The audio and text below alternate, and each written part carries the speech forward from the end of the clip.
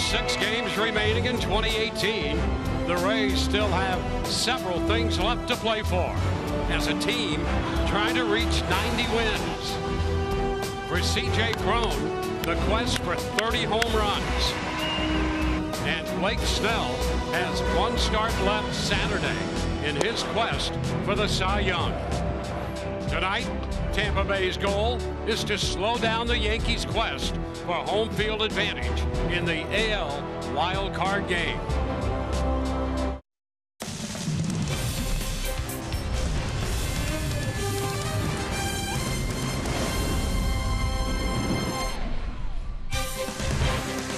With all that unfinished business for the Rays, we welcome you again to Tropicana Field. This is Game 2 of the 4-game series between the Rays and the New York Yankees. Hi again, everyone. Welcome to an evening of Rays baseball with Brian Anderson, Dwayne Stats. Great to have you aboard. Well, the Rays and the Yankees are all even in the season series. And yes, the Rays want to get to that 90 and perhaps beyond 90 win mark. And so they're going to look to Malik Smith at the top of this order, who has hit so well here at Tropicana Field and pretty good numbers against Luis Severino, who will be on the mound for the Yankees tonight. You know, Malik Smith, it is tough to explain, but his comfort level here at home is very apparent when you start to look at his numbers. Here at home, hitting .355. That is well over 100 points what he hits on the road. Look at the on-base percentage of .424. Even the stolen base department, 22 out of 27 here at Tropicana Field, 14 out of 21 at home. So who knows what it is, but Malik Smith, he loves this building. He performs well in this building. On the other side for the New York Yankees, Luis Severino starting to put together what the Yankees would like to see towards the end of the season, and that is consistently good outings. You look at his last 2 starts covering 12 2/3. He has given up 10 hits, but he has just not allowed the runs. 2 earned runs. He doesn't hurt himself with the walk with just 1 of those. 11 strikeouts. Everything hard with Severino. Hard fastball, hard slider, even a hard changeup. It's been a great month of September for the Rays collectively, and Tommy Pham has been red hot in September. Michelle Margot will have more on just how hot Pham has been when we return.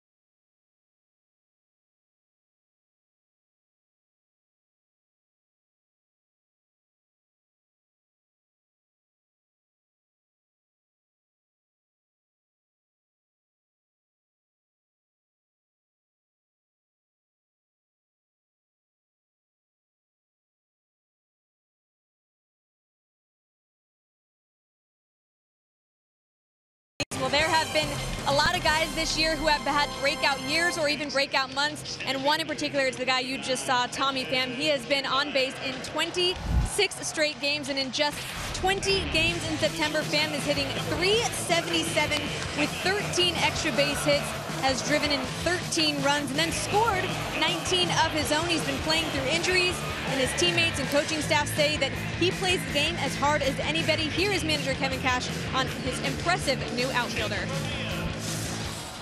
He's always shown the ability to hit. He hits the ball really hard. I don't think he had the best luck maybe this year coming from St. Louis, and then maybe that's transitioned a little bit where he's been more fortunate with some of the hard hits that he's gotten. They've fallen, but I think more than anything, he's learned the league a little bit. He's had the experience of getting to know some of the pitchers that he's going to face this year, and then the pitchers he's going to face next year. Well, the man is on fire. He's hitting third and playing in left field today against Luis Severino and the New York Yankees. Jake Faria will start this one off for your Tampa Bay Rays. First pitch of Game 2 from Tropicana Field. Join NBA, have the call right after this.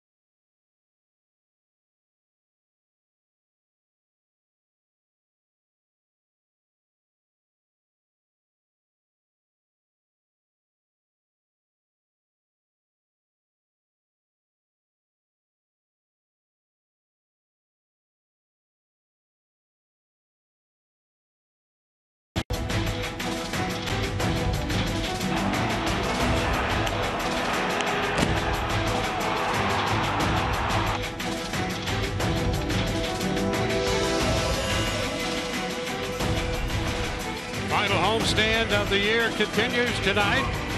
The Rays send the right-hander Jake Faria to the hill to square off against the New York Yankees. And here is the lineup for New York, presented by your Southern Ford dealers. Andrew McCutchen will lead it off. He'll be in left, followed by Aaron Judge hitting second in right field, and Luke Boyd at first hitting third. Giancarlo Stanton is the DH.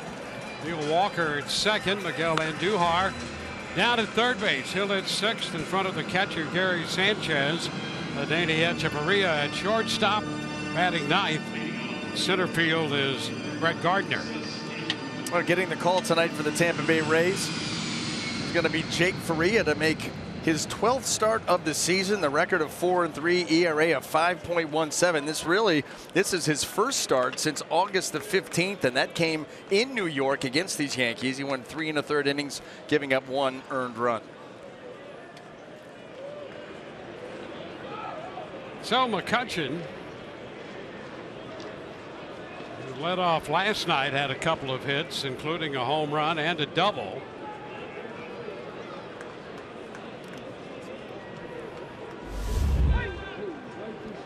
And he starts tonight hitting .251. First pitch from Faria is a strike at the top of the zone, says Jordan Baker. Baker, 36-year-old umpire out of Enid, Oklahoma, calling the balls and strikes. Pitch is down. It's 1-1.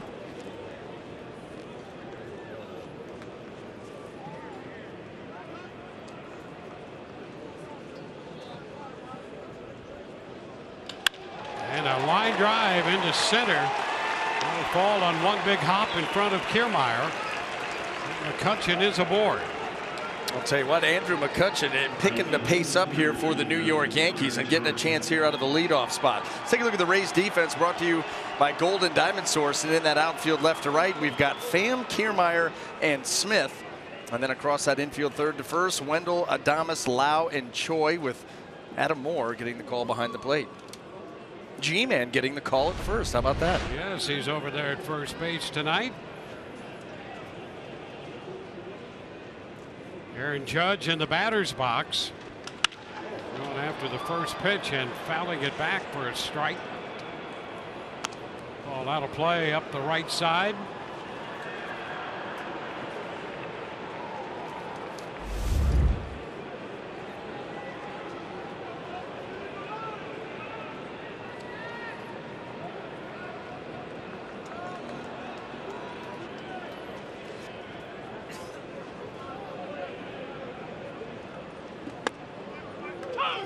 It's in there. I'm thinking 2.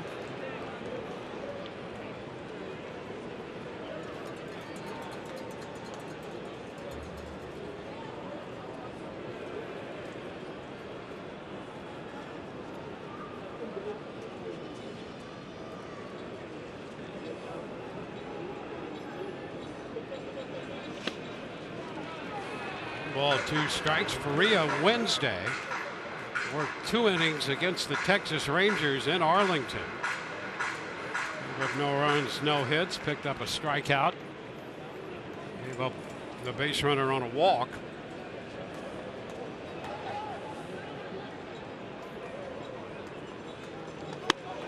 And he goes up and gets the swing through by Judge on the fastball. That was a very nice job there by Jake Faria of climbing the ladder. That 4-seam fastball, and you can see that ball just continues to appear to rise right up there around the letters and just cannot get there. And Dwayne, I thought that last outing by Jake was a nice rebound. You know, the walk that you were talking about was early, and that was coming off that outing here against the A's where he faced 3 guys, walked all 3. They would all 3 score, had to come out of that game. And really struggled with his command, and then you get that early walk against Texas and you're like, uh-oh, but rebounded nicely and had the 2 innings. There's a miss on a slider here to Voit. Luke Voit, first baseman, hitting third. Over to first, and McCutchen is back in. Runners 3 of 3 against Jake this year in the steal department.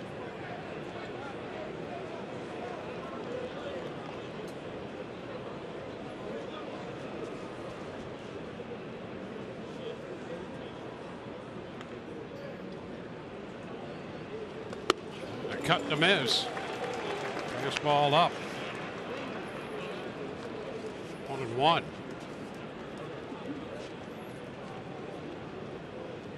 Lloyd struck out and doubled in the game last night. Retired on a couple of ground balls thereafter.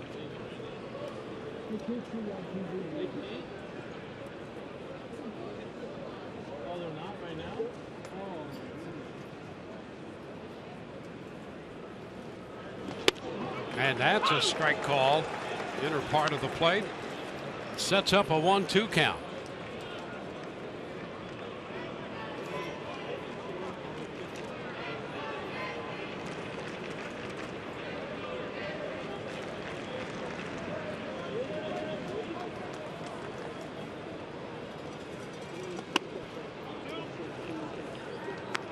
It's 2-2.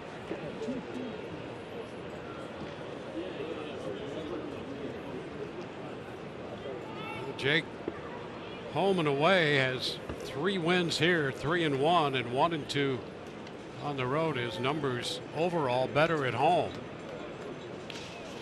It's reflected in the earned run average. A block there by Adam Moore. The count is full. His ERA overall is 5.17, 3.67 here at Tropicana Field, and 6.3 on the road. Similar to what we see out of Alex Smith. We talked about it in the open, and the Rays overall have been very good at home this season. Something that's been a long time coming. Now the Rays are 48-27 at home. Well, you'd love to see that kind of home field advantage.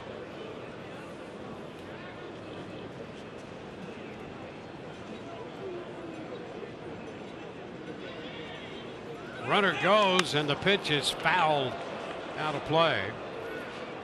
The Yankees had McCutchen taking off. Well, he only has 1 stolen base on the season, but they're trusting that Luke Voigt is going to be able to put the ball in play here in a full count. Aaron Boone being somewhat aggressive here in the first inning. This Yankee team looking to continue their winning ways, lock up home field advantage for the wild card.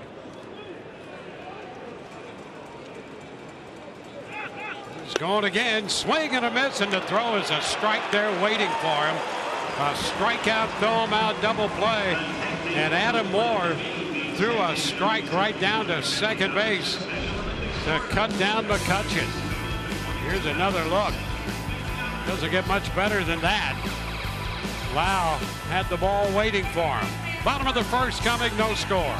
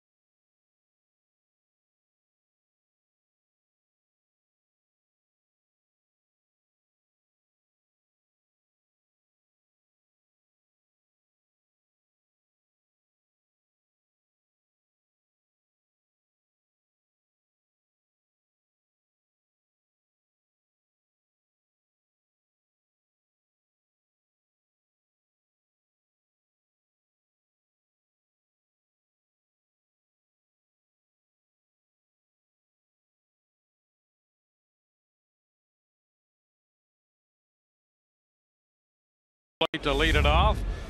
Take a look at the starting lineup presented by your local Ford dealers. Wendell follows, and then Pham, Choi, Lau, and Crone down the middle. Kiermaier, Adames, and Moore rounding it out against Luis Severino, whose first pitch is a 95-mile-per-hour fastball for a strike. 18-8 on the year for Severino, off to that great start. Then he struggled. Things have been a little better for him lately, but boy, what a time he had. He did, and you know what? It comes down to, and we talked about this coming into this game, everything from Severino is hard.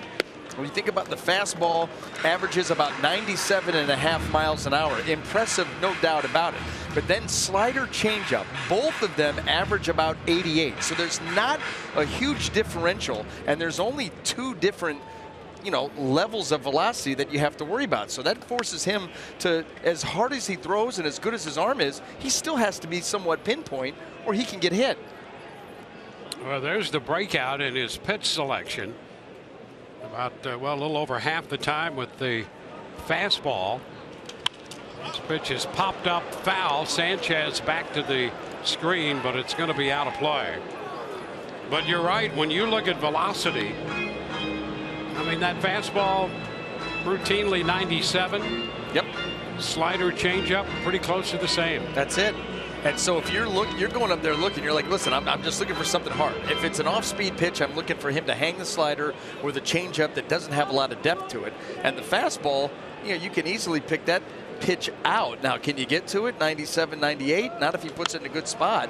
But those are the ones that you want to take advantage of. 97 right down the middle, and it was fouled away.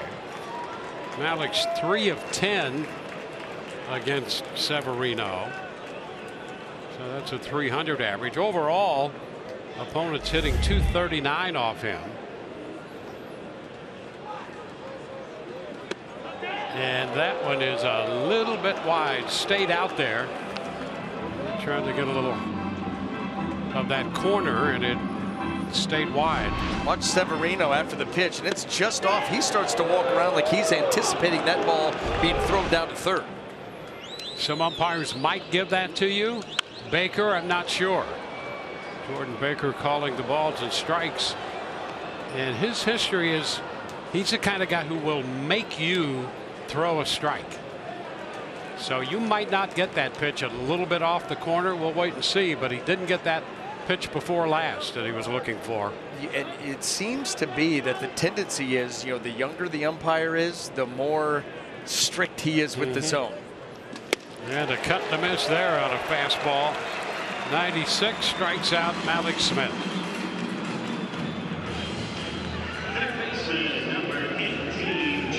Let's take a look at the Yankee defense, brought to you by Gold and Diamond Source. In the outfield left to right, we've got Andrew McCutchen, Brett Gardner, and Aaron Judge. And across the infield, third to first, Miguel Andujar, Adeiny Echeverria, Neil Walker, and Luke Voigt, with Gary Sanchez back behind the plate.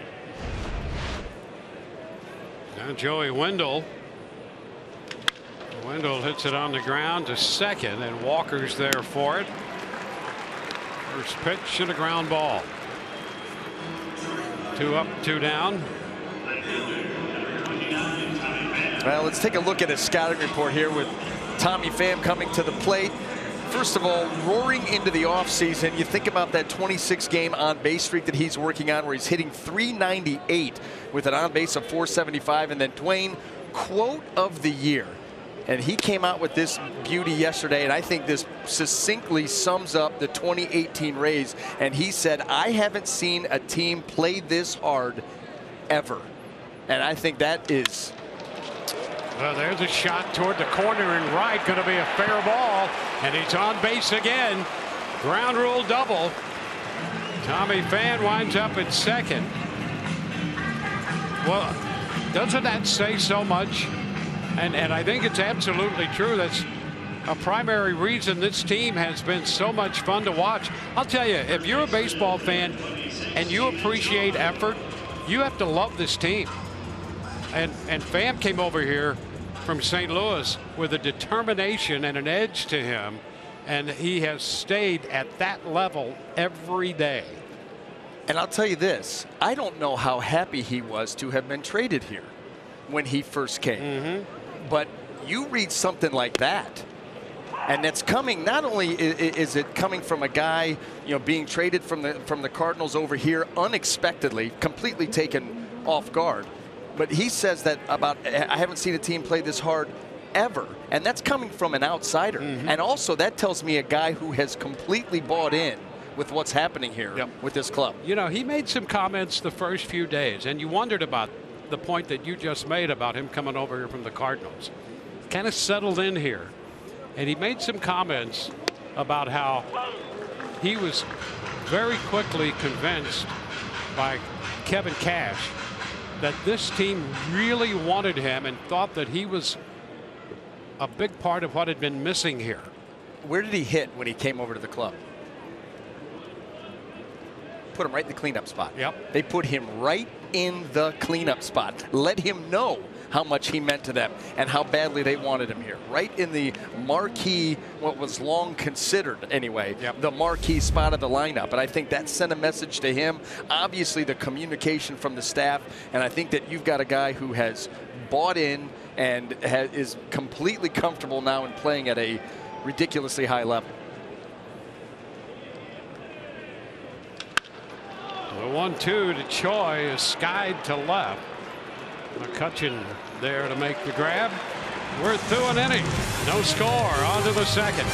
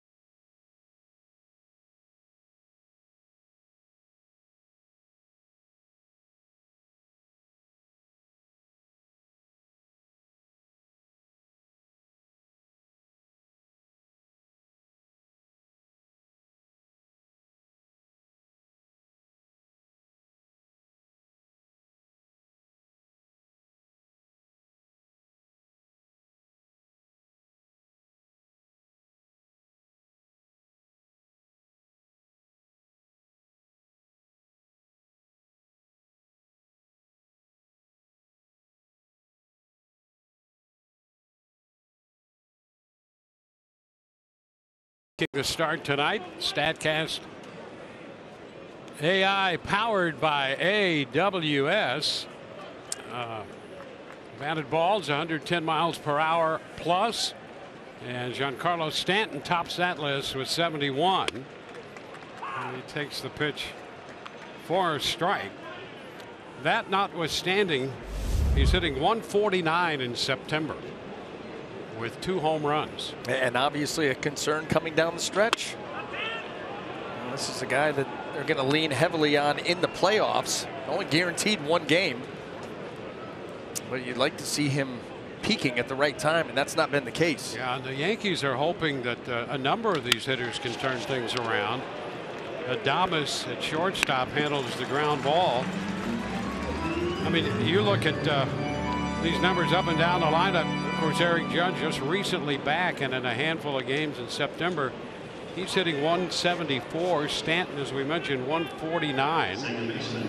Sanchez hitting 152, and for the last 10 days has hit 032.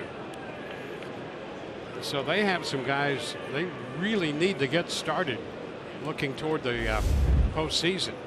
Well, that's why if I'm Oakland in that 1-game wild card playoff, I bullpen them, I open them, I make those hitters face 3 different pitchers their first 3 at-bats. I make it as difficult on them as possible, give them as many different looks as you possibly can. What do you have to lose? You're not going to be favored in that game more than likely. So you go in there, and we know that Oakland not afraid to use that type of pitching plan, and that would be a great way to attack this lineup that's struggling already. Strike here on Neil Walker. 0-2. Well, this is what we were talking about with Stanton and Judge and Sanchez, and September has not been a good month for those guys. No, and Gary Sanchez, quite frankly, he hasn't had a good month here in 2018. But Judge and Stanton, those are your two big boppers. You just saw all the 110 miles an hour or higher batted balls with those two guys. They were number 1 and 3 on the list. And just not getting it done here with a few games to go.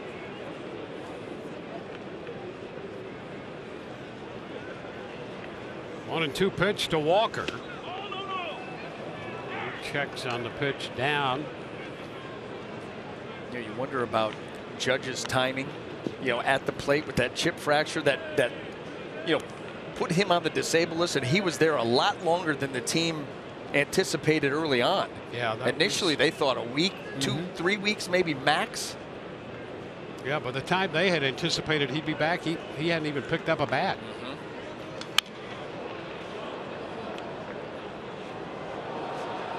So that was an unfortunate development for this Yankee lineup, the injury to Judge.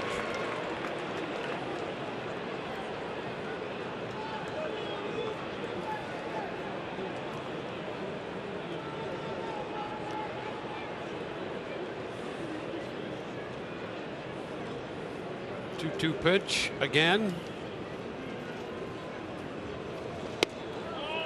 And that's wide. 3-2.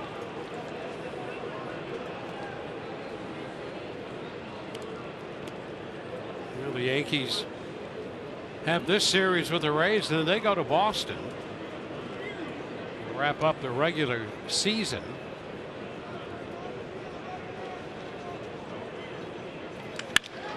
A shot toward left center field and a diving attempt. Kiermaier comes up empty. He's back to make the pickup. Walker turns second and runs into Adames, and he's going to be awarded third. Makes it anyway. Adames there in the path of Walker, and so Walker goes all the way to third on that ball lined into left center. Well, let's see how all of this is going to unfold. A nice long at bat worked by Neil Walker, and then you can see with Kiermaier shading him that way. Great attempt at that line drive. Comes up empty, but you can see Pham hustling to back it up, and then Kiermaier hustling, and right here Willy Adames just gets caught looking out there into left center field and finds himself in the way of Neil Walker, and that was the call. Now the infield end. Adames ground ball right to Adames, and they're going to get Walker in a rundown. They put the tag on him, throw back to second. That's not going to be in time as Andujar moves up to second. So Andujar winds up at second. Walker out at the plate on that ground ball to Adames with the infield in. And that ball was smoked. I mean, going on contact, hard hit, and right to Willie. One hop. I'll tell you what, though, Neil Walker able to stay in that long enough to get Andujar to second base. So not a bad job once he was caught to stay in it and allow Miguel to get out to second base.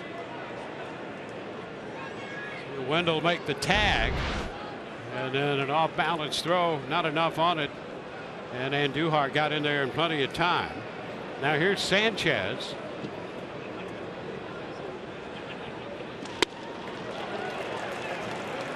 Out in front and misses that. Strike one. Slider from Faria to begin this at bat.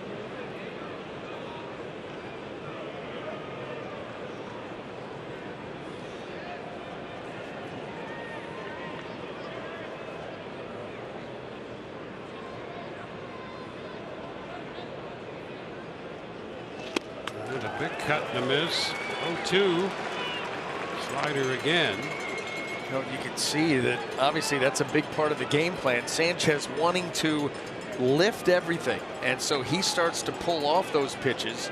That hard breaking ball that's moving It has some depth to it and it's moving away from him. You get him pulling off of it and you just cannot reach it with any authority.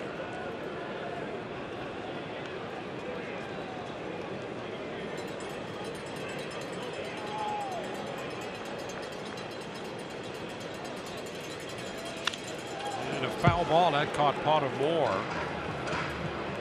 And still 2 strikes. Now you can see Sanchez starting to try and lean and dive out over the plate to reach that pitch. That was the one the furthest away from him. You could see he got all the way out there just to get it off the end of the bat. So trying to make that adjustment as Faria continues to attack him the same way. Choi way off the first base bag, almost halfway down to second. The shift on to the left side. It's popped up. Foul ball. Choi and under the ball and makes the catch to retire the side. Man left at second. Through an inning and a half, no score.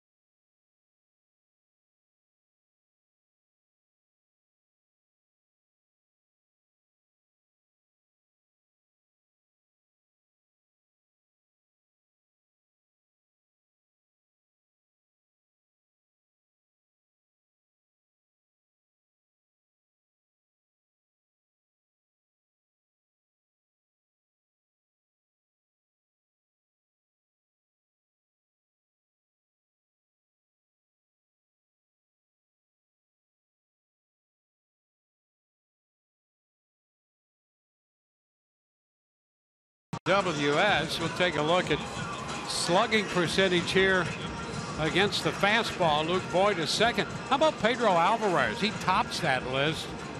He's been on the DL for a good part of the year, but hitting 180 in 45 games with 18 runs batted in. He tops the list slugging percentage against fastballs. Brandon Lau takes the slider down. 1 ball, no strikes.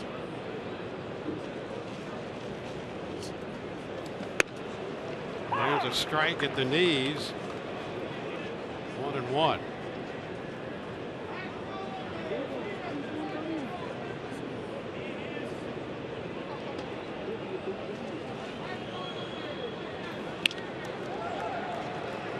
Two strikes. That pitch, slider biting down and in to Lau.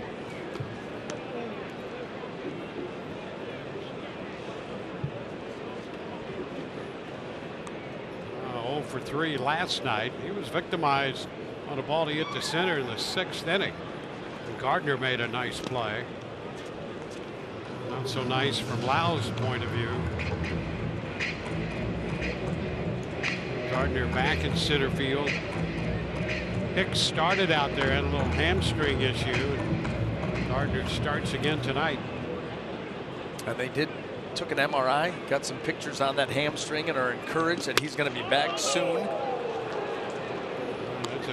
fastball that just missed, up and away. Better be careful with that, with Lau at the plate.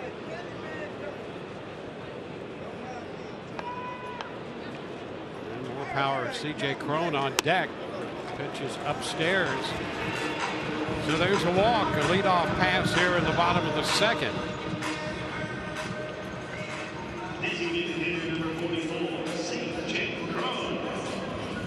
C.J. Cron about to step in.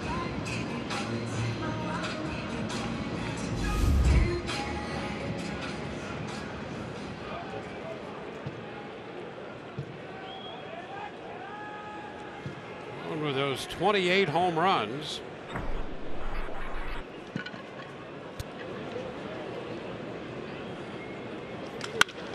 And a one-hopper diving stop Walker. They're going to get the lead man at second. Walker got rid of the ball to Echeverria in time to get Lau.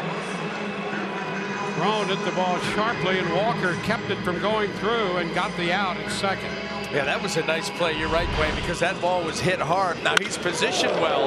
That ball still smoked, and it stayed down on him. If he could have cleanly flipped that to Echeverria, that would have been an easy double play. Had some trouble there and was able to recover.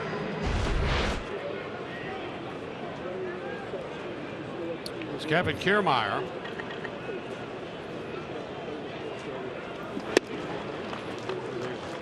Swings and misses that one.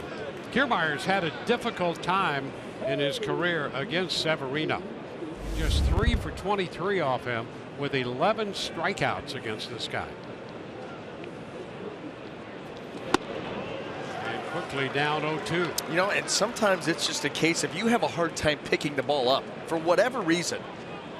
Not to mention he's got really good stuff, so he can tie up a lot of hitters. But sometimes there is that added troublesome spot of just not picking the ball up. Cannot read it out of his hand very well.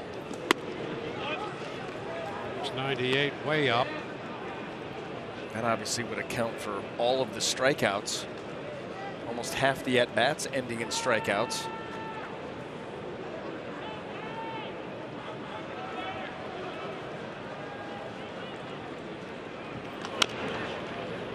Bounces it foul.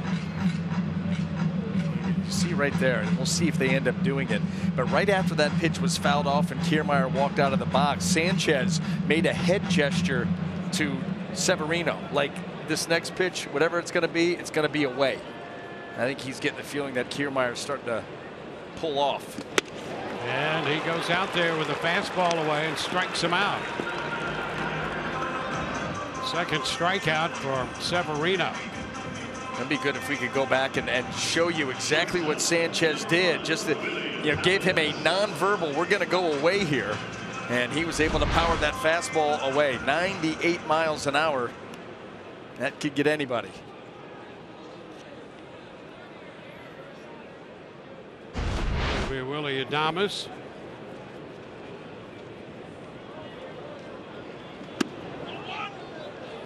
It's a ball just off the corner. Well, so far tonight, Jordan Baker has been true to form. There have been some pitches close, not strikes, and he will not give those. Yeah, there's one in a little bit. No sooner said than he goes the other way and calls out a strike.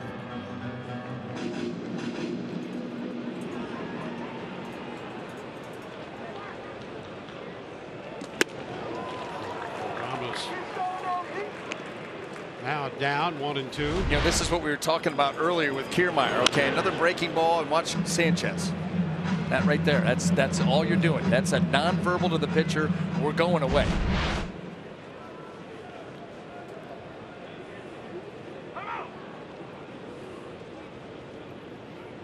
Thrown the runner at first, 2 outs, bottom of the second.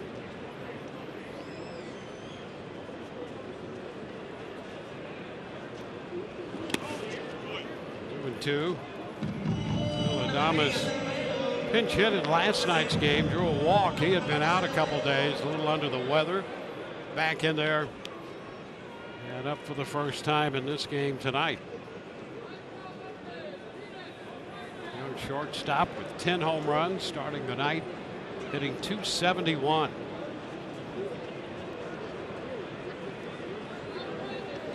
Way wide, almost took Sanchez with it.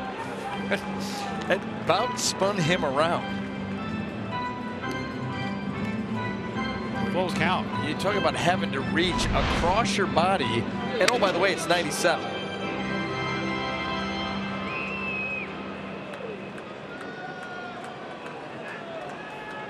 That's quite a feat right there. 3-2 is down, and the Rays got another base runner. A walk to Adames, pushing C.J. Cron up to second. 2 men on with 2 men out, and the veteran catcher Adam Moore will get to the plate.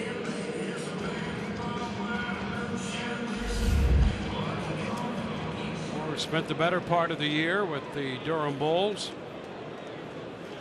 213 there.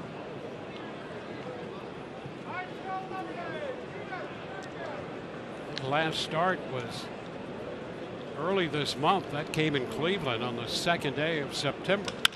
It's a little tap towards short. Echeverria fires wide to first. A throwing error, and the bases are loaded. That was as routine as it gets for one of the top shortstops in the league.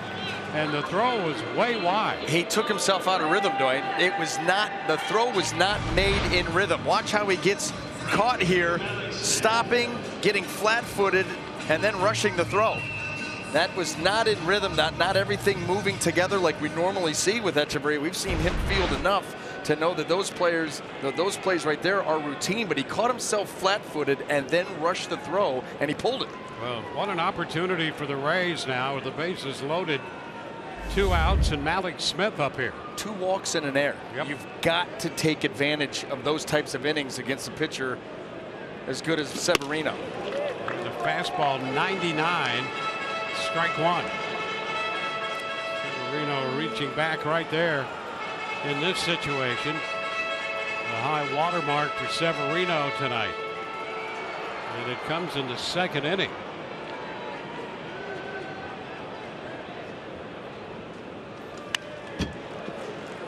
Foul ball, 0-2.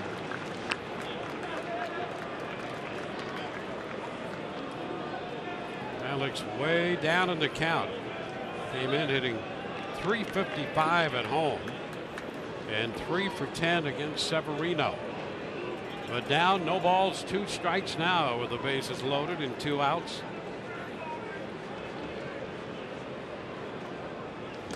And he lays off that one upstairs. More of the hard stuff at 99.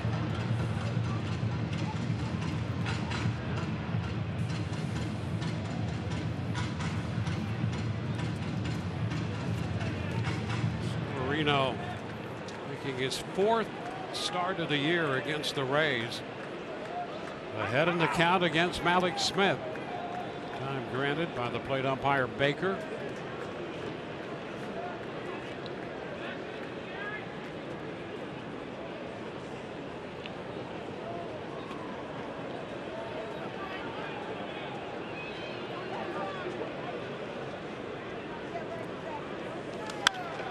Foul out of play. Severino with those 2 wins over the Rays. One of them came in early April.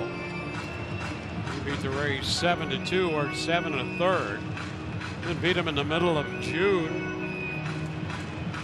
It was a 4-1 final. 8 innings of shutout baseball. And the Rays beat him here at the Trop on July 23rd, 7-6. He gave up all the runs in 5 innings.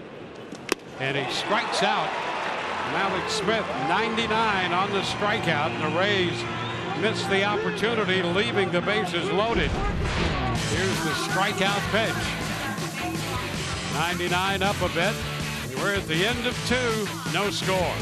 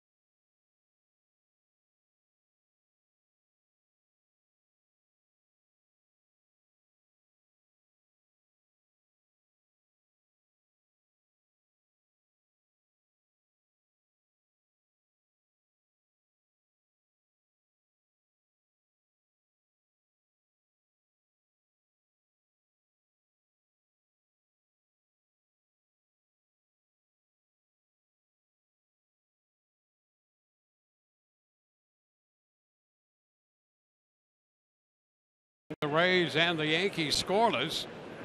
Danny Echeverria will lead it off, the number 8 hitter.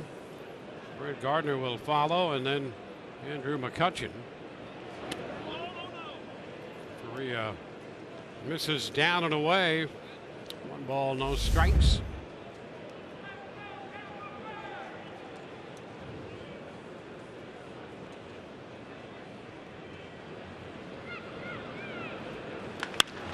A shot back into left, and that ball will get out of here. Echeverria lines this one just over the yellow line and into the seats in left. Right there in the front row, Echeverria gives New York a 1-0 lead. Reminiscent of a left-handed hitter. You know, they like that ball down and in, and that's what this is. Just drop the barrel right on it.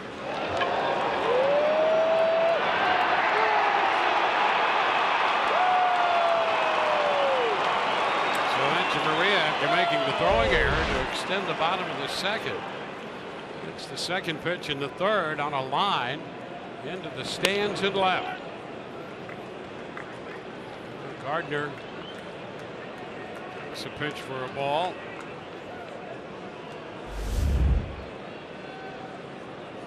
Gardner starting the night at 237. It's a fair ball between Choi and the bag up the right field line. Gardner's going to get at least 2. He's thinking 3. Smith had trouble with the pickup, and it's going to be a triple for Gardner. Well, Gardner right out of the box had a great view of that one, headed for the corner. And he picks up his 6th triple of the year. And that was maybe his easiest triple of the year because of how far Malix was off the bag. And this is another fastball down and in, just chopped it, got it by Choi. Able to sneak it by Choi up the line, and then Malix had such, by the time Malix got to the ball, Gardner was about halfway to third. And he's watching it all happen, saying, I got this easy. Now the infield will come up with nobody out. McCutchen, the right-handed hitter, and the left side is overloaded.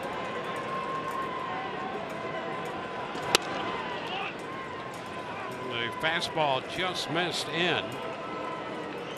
1-0, and Adam Moore heads to the mound.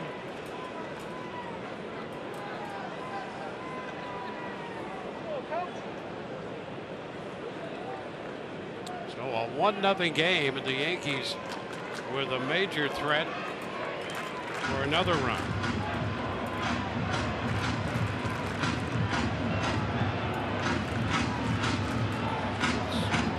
Aaron Judge on deck.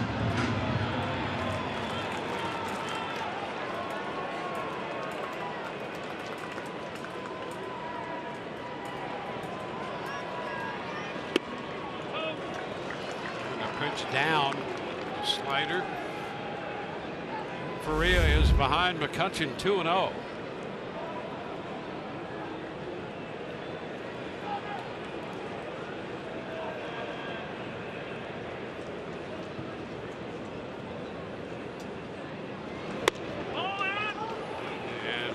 Ball in. 3 balls, no strikes.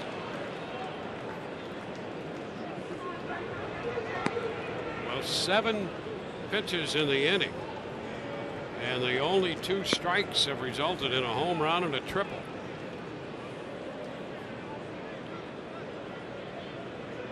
And there's ball 4. 4-pitch walk to McCutchen. 1st and 3rd with nobody out. Well, the command's starting to get a little bit wobbly here. That is something that has plagued Jake in the past. And a lot of times it has to do, and we talk about it often, the front side of Jake Faria. Kyle Snyder coming out to talk to him right now. Sometimes that front side starts to fall down the mound towards home plate a little bit too soon, and he has a hard time getting the arm to catch up. Reminder to reserve your 2019 Rays season tickets tonight. Secure the biggest savings, best seat locations, concessions, and merchandise discounts, and access to exclusive events all season long. and learn how you can enjoy an experience at Seminole Hard Rock Tampa or a complimentary catered suite. Visit RaysBaseball.com/season tickets. Kyle Snyder concludes his visit while the Rays bullpen gets busy. Runners at first and third. Beeks the lefty and Kittredge the righty down there in the bullpen.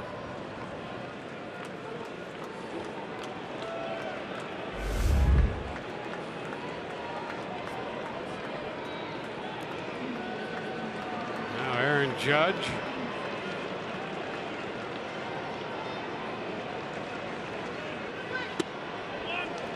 And there's a pitch down.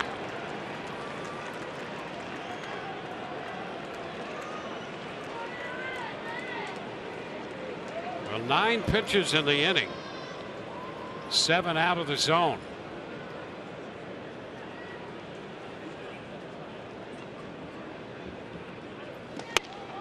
And now a strike to Judge. 1-1.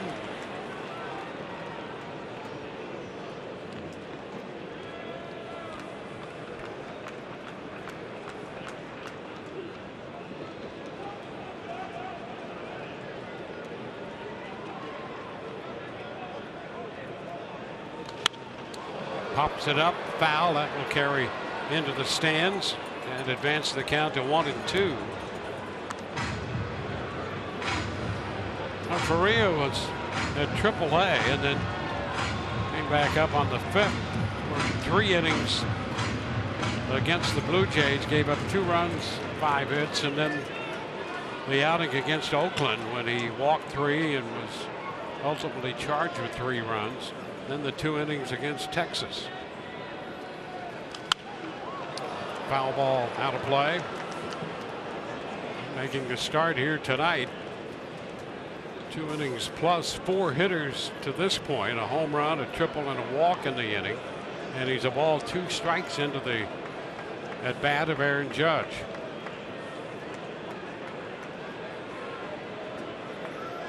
Echeverria opened the inning with the line drive home run.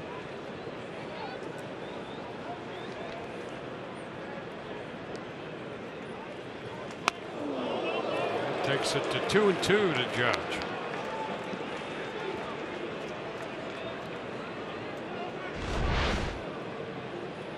Is that up and in location?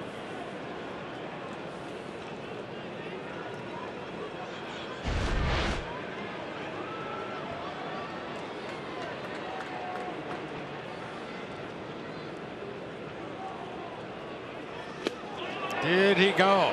Oh, a check, and Gibson says no. And the bat out there close. The count is full.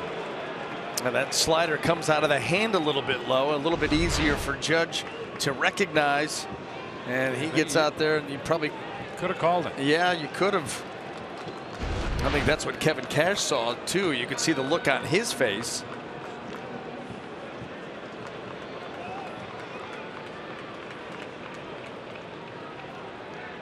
Three-two. Look out, a shot right back at Faria, who got the glove up there and made the catch. Wow, take a deep breath there on that line drive right back at Faria.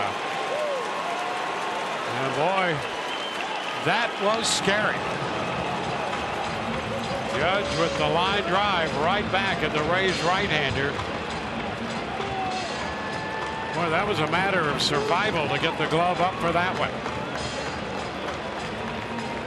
Yeah, and I don't know how you do it. This is all instinct. Unfortunately, that glove is on that side of the body. My gosh. 109 off the bat and right back at Faria. And thank goodness he is all right with the glove. The duck and the glove takes care of Judge. And now a call to the bullpen, brought to you by the Florida Lottery.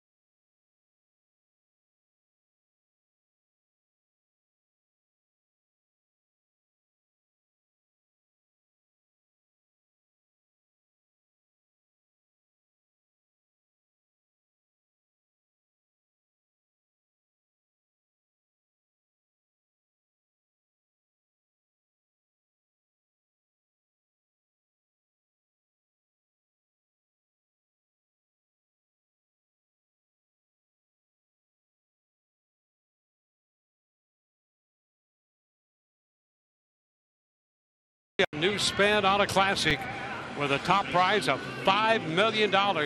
So unleash the excitement anytime. The Florida Lottery, it's your ticket. Claim it. Must be 18 or older to play. Play responsibly.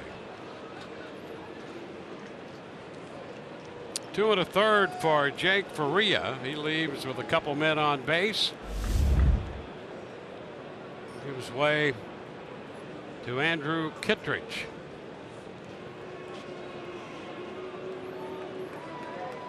Kittredge on to face Luke Voigt.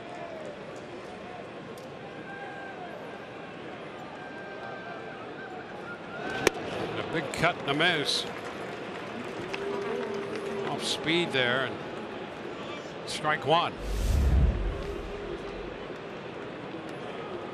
32nd appearance for Kittredge with a record of 3-2.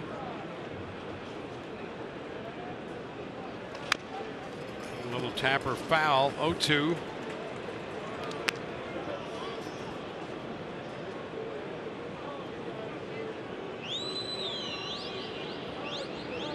Faria opened with the home run. Gardner tripled. McCutchen walked. Judge hit that line drive, a vicious line drive back at Faria. And now it's Kittredge ahead of Voigt.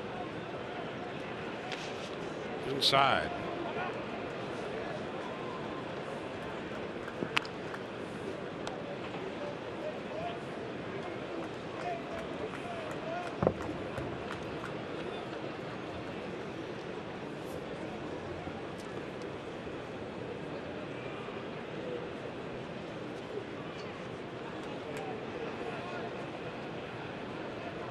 Ground ball past the diving Wendell up the left field line. Gardner scores. McCutchen will go to third on the double by Voigt. The Yankees make it 2-0 as Voigt picks up his 29th run batted in. Well, Voigt ends up getting a pitch there that caught entirely too much plate and didn't have enough movement to it. You see this thing right here just kind of spinning, and it stays middle to middle in. And Voigt recognizes it and pops it right by the dive of Wendell, right off his glove, too.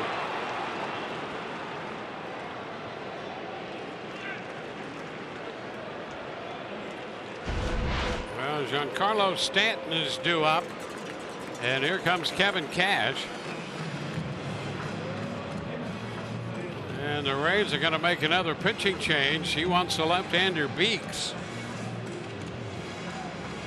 So a call to the bullpen, brought to you by the Florida Lottery.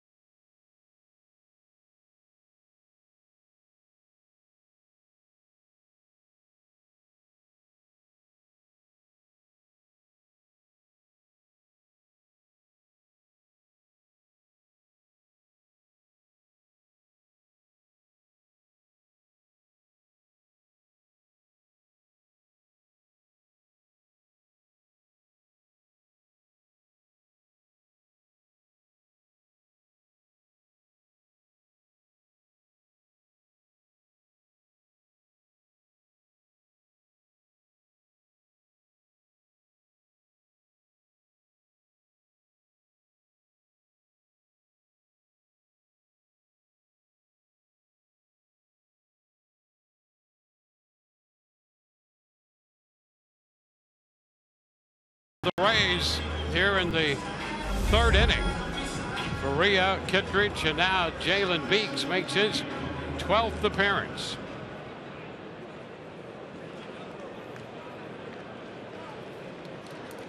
New York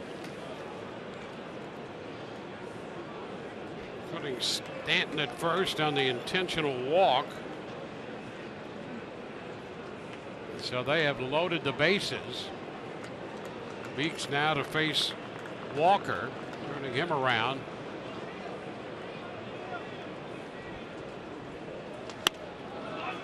And the pitch is upstairs.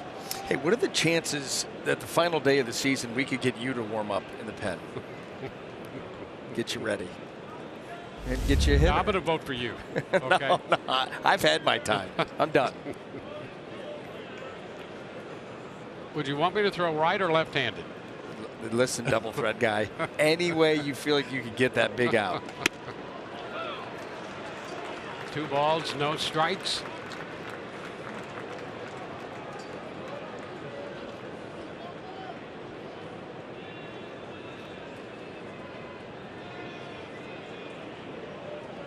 Stanton first, Voigt second, McCutchen at third.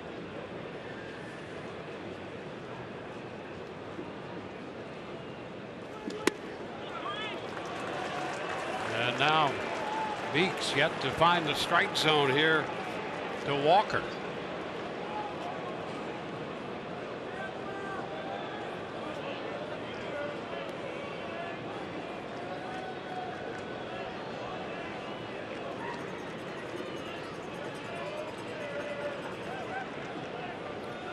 There's 2 runs charged to Faria and a 4-pitch walk. And that forces home McCutchen. That run will be charged to Faria as well. Boyd to third, Stanton up to second, and Walker takes over at first, picking up his 43rd run batted in. You go back and look at that last pitch by Beeks, and there was 0 comfort level at all. A fastball that he really tried to baby into the zone. You talk about having trouble finding the strike zone, and then you start to try to baby it in there, almost aiming it. And Duhar sends a fly ball toward the line and right. That's Malik Smith. Voigt's going to tag, and he will come to the plate and beat the throw. Voigt crosses the plate. That run charged to Kittredge. And Duhar picking up his 86th run batted in. The Rays are down 4-0.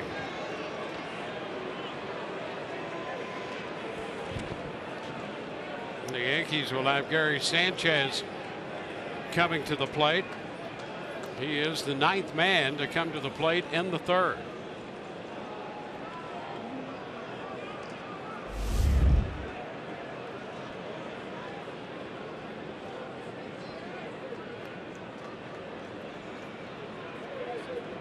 Sanchez fouled out his first time. And the pitch inside.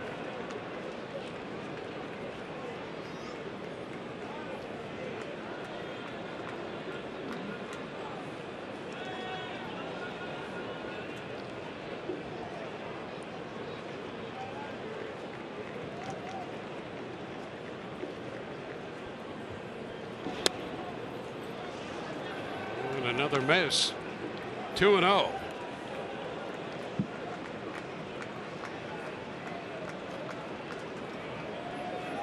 Echeverria there on deck. He opened this inning with the line drive home run.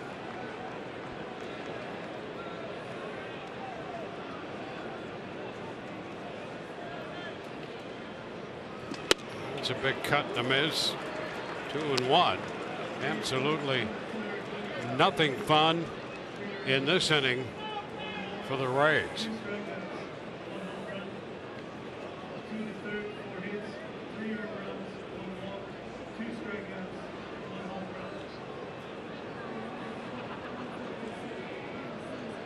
Two and one now on Sanchez.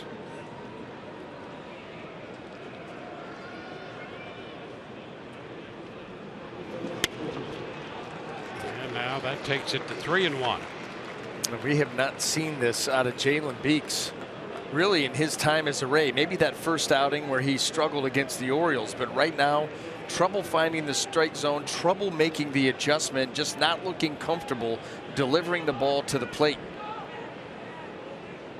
Not cutting it loose.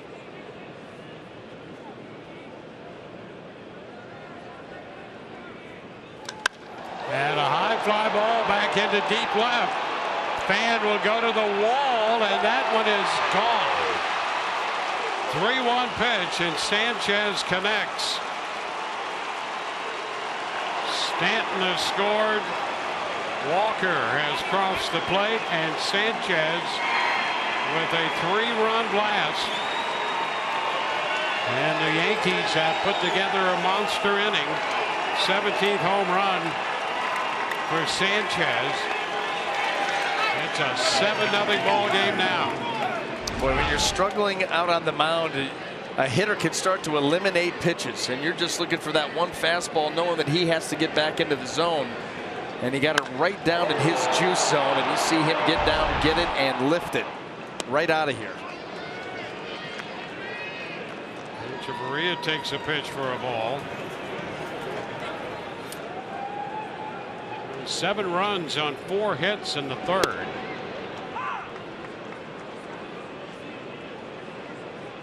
One and one.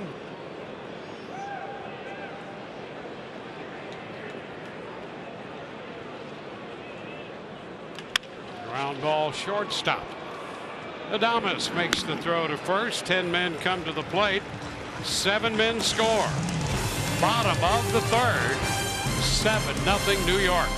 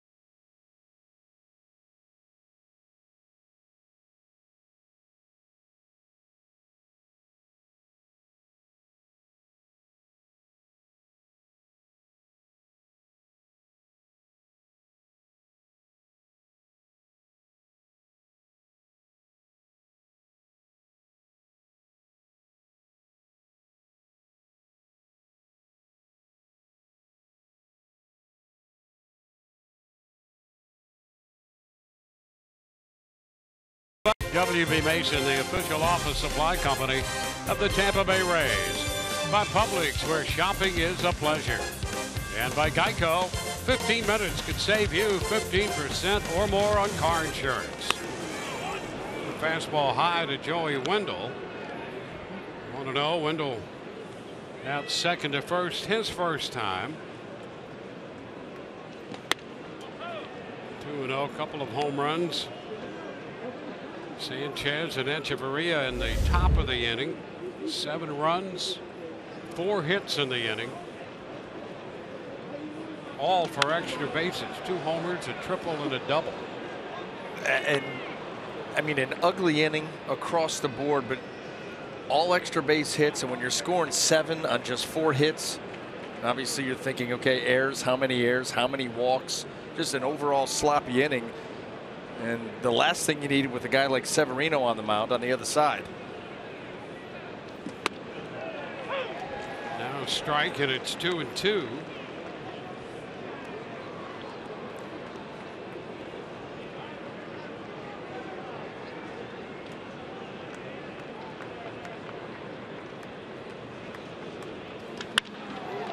Wendell lifts it into right. That ball's going to be over the head of Judge. Bounding to the wall, and Wendell's on his way to second with a leadoff double. Well, that's his 32nd double of the year. So he continues to make a bid for that rookie award. You know, we talked about the different wars in regard to the Cy Young Award and Snell. Well, I'm not sure which war it is, but at least in one of them, Wendell leads all rookies in WAR. No, he's had that kind of a season that you're not. Tommy Pham hit by that pitch. Ooh, that did not feel good.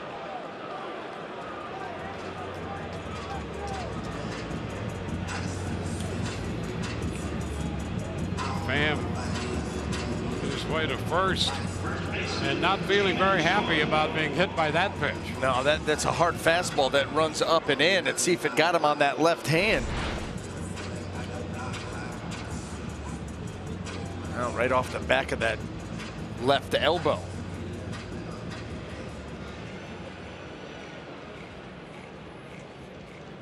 That'll put you in a bad mood. Well, you think about Severino, a long half inning sitting there on the bench, not exactly razor sharp as he's come out here for the bottom of the third. So 2 men on. Now it's Ji-Man Choi.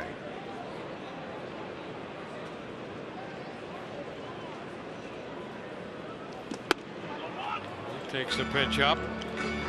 You tell you what, you look at Tommy Pham down there at first base and look on his. It looks like he wants to go first to third, right up over top of the mound. Yeah, I think you're exactly right. Now strike. He's 1-1. Yeah, he's not happy over there. No. That's even mean for him.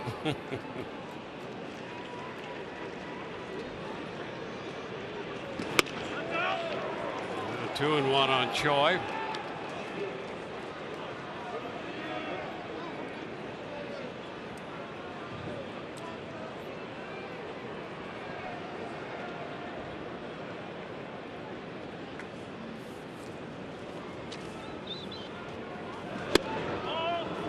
And now 3 balls and a strike. So the double, the hit batter, and 3-1 on Choi.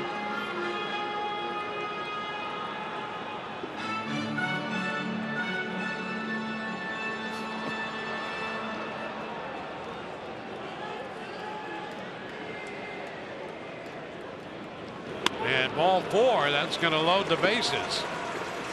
So the Rays here in the bottom of the third with a double, hit batter, and a walk. We'll have the bases loaded for Brandon Lau. Sanchez makes a trip to the mound. Well, this is a way you get right back into the ball game. You handed Luis Severino, we just talked about it, a 7-0 lead. You're not feeling too good about your chances, but you hang a breaking ball to Wendell, you lose a fastball up and in, then a walk. We talked about not looking very sharp here.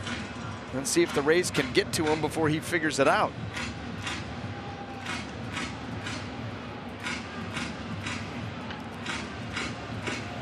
Lau walked in the second inning. And there for another look at Severino. And he takes the ball upstairs.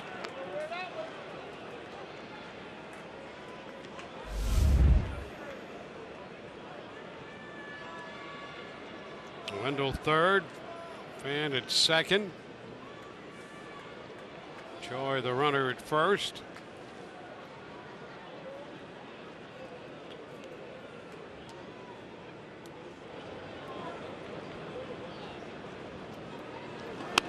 Up again.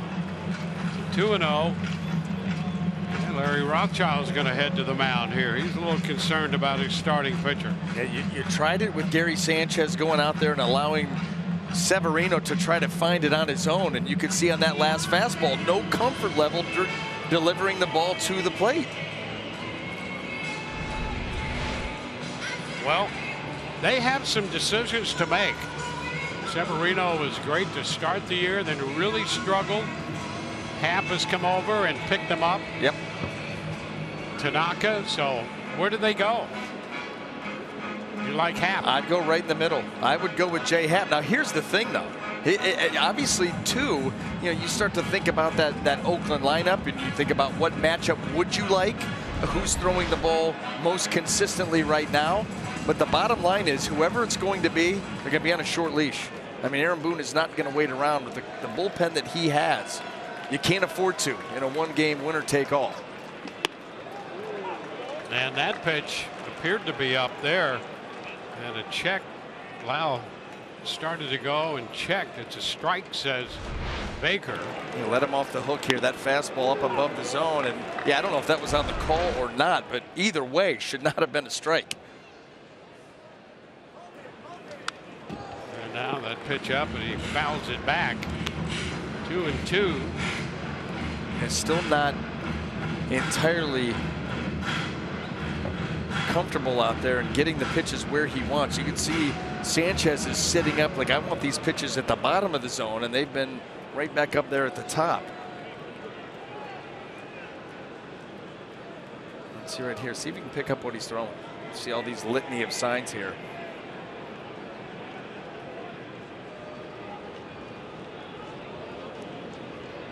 Two, and it's stroked into right center field. That ball's going to go all the way to the wall.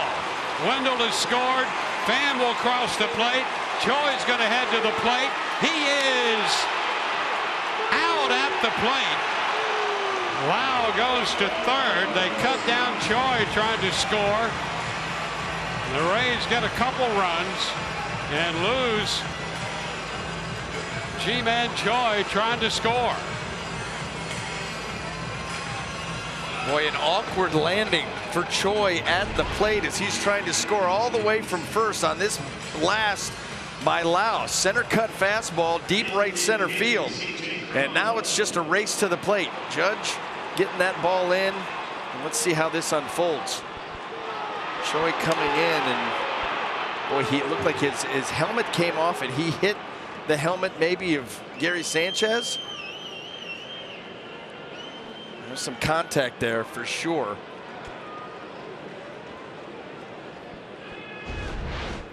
So now it's a man at third with one out, 2 runs in. We'll take another look at that play at the plate. Trying to get around and get the left hand down. Then he just goes into him and they heads collide. Helmet goes flying.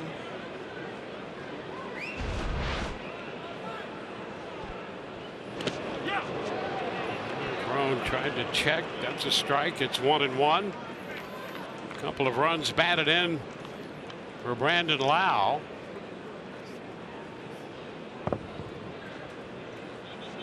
The extra base hit into right center field.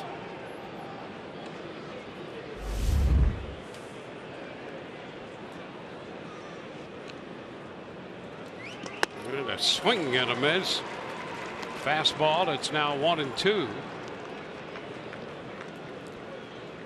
The Rays with a couple runs on the Lau double. He wound up at third as the throw came to the plate to cut down Choi.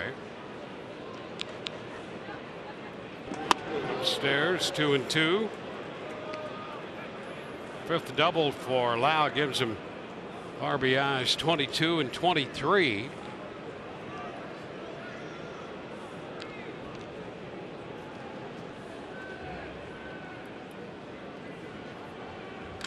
And a line drive, but it's right at Echeverria. Another hard hit ball.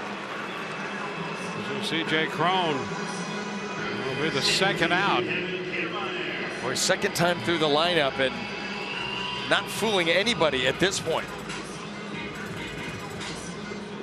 C.J. Cron, I'll tell you what, he hit that ball hard enough that he barely got out of the batter's box before that ball got to Echeverria.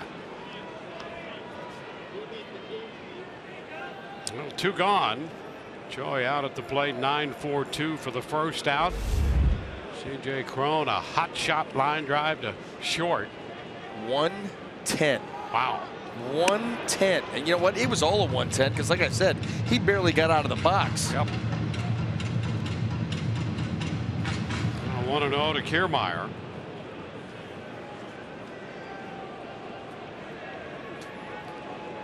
Kiermaier, strikeout victim his first time.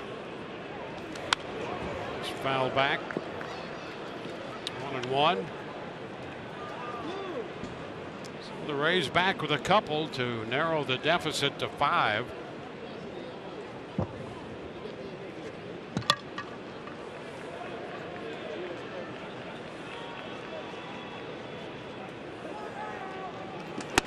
Up and in. 2-1. Wendell and Pham have scored the runs. Lyles at third right now.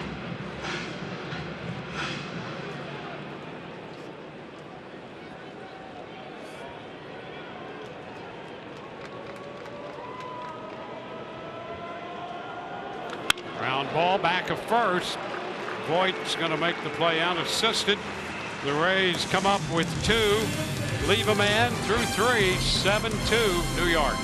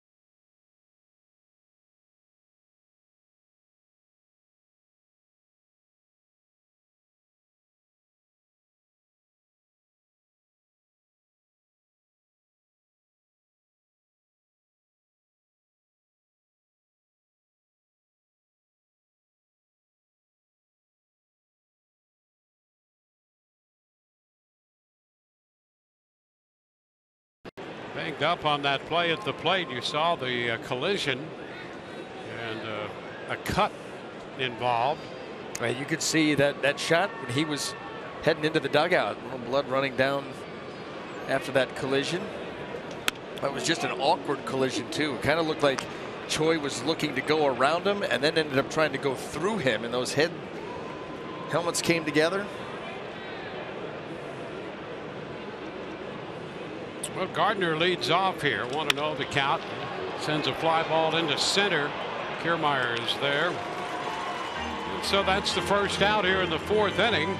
We'll swing back around to the top of the order, and we'll swing down to Michelle. Thanks, Dwayne. Well, we all know how good Blake Snell is, but so does the National Baseball Hall of Fame and Museum. They requested his jersey from his franchise record 21st victory, and of course Snell said yes. He donated it to their archives, and pretty soon here we'll see the jersey displayed in the Rays display case there. Snell's win, of course, did break David Price's club record set in 2012. And earlier this season, the Hall requested and received a cap from Johnny Venters after his return to the majors, and they also requested and received a scorecard from Sergio Romo's first career start as an opener. So quite the historic season for the Rays, guys. Yet another outing to go there for the big left-hander Blake Snell. He'll be out there after number 22 in the series to follow this one. 21 wins, most in a single season in Rays history. Price had 20 and 12 and 19 and 10. Matt Moore 17, James Shields 16. His high water mark. Aaron Judge. A ball, no strikes. McCutchen hit by a pitch.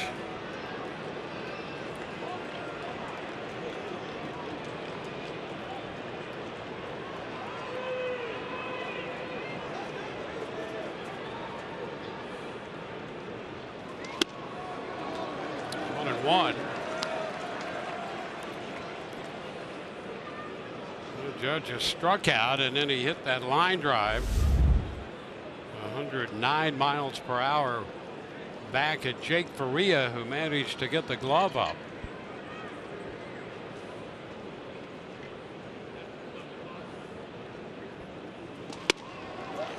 Long cut, and it's now 1-2. Having trouble with that changeup from Jalen Beeks, and he has executed 2 very good ones in a row. I'll tell you, if he's feeling comfortable with that pitch, that's something that you could see him tripling up on here. They're going to go with the breaking ball, I think. And strike 3 call. The Judge caught looking, 2 gone in the inning. Boy, right at the bottom of the zone, I think Aaron Judge wondering, was that actually a strike? But well executed.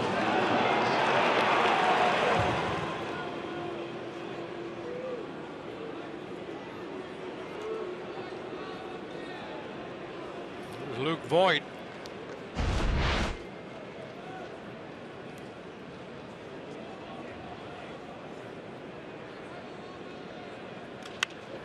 Fouls it away.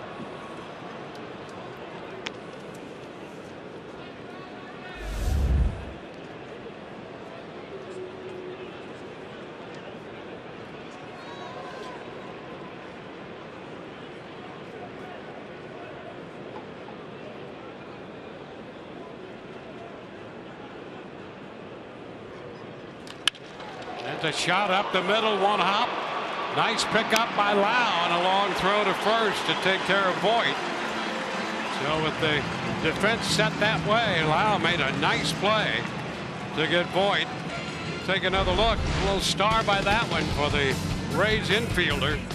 No runs and a man left, and we go to the bottom of the 4th, 7-2. So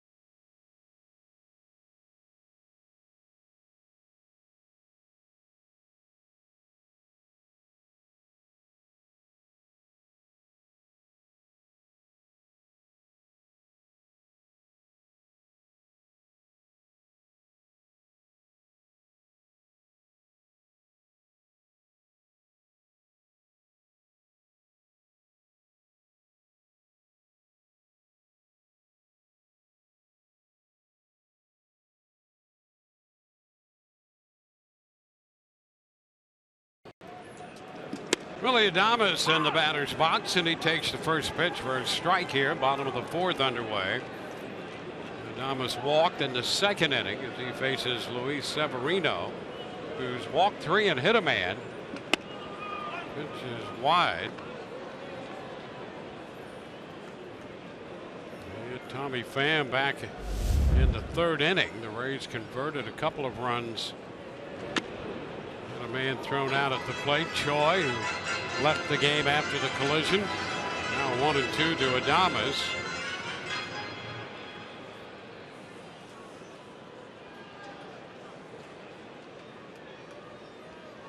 Three runs charged to Faria, a couple to Kittredge, a couple to Beeks.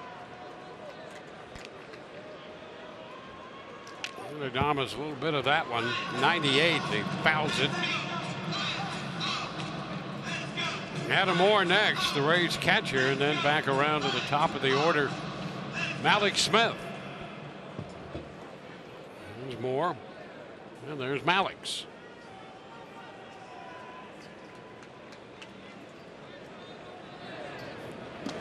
And a cut and a miss. Got him out in front. Strikeout number 4 for Severino. Boy, and he got him with the changeup. Don't see that all too often from Severino. Right on right with 2 strikes. But here he does it, and it's a good one. Location's not that great, but I'll tell you what, the change of speed is what got Willie Adames.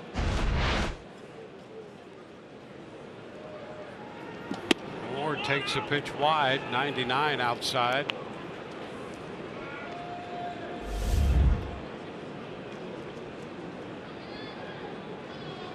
Reached on the Echeverria error in the 2nd inning.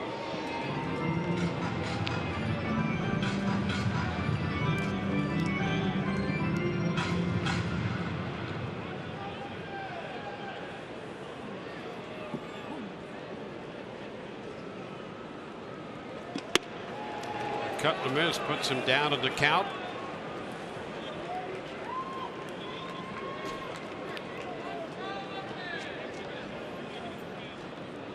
95 plus, 40 pitches.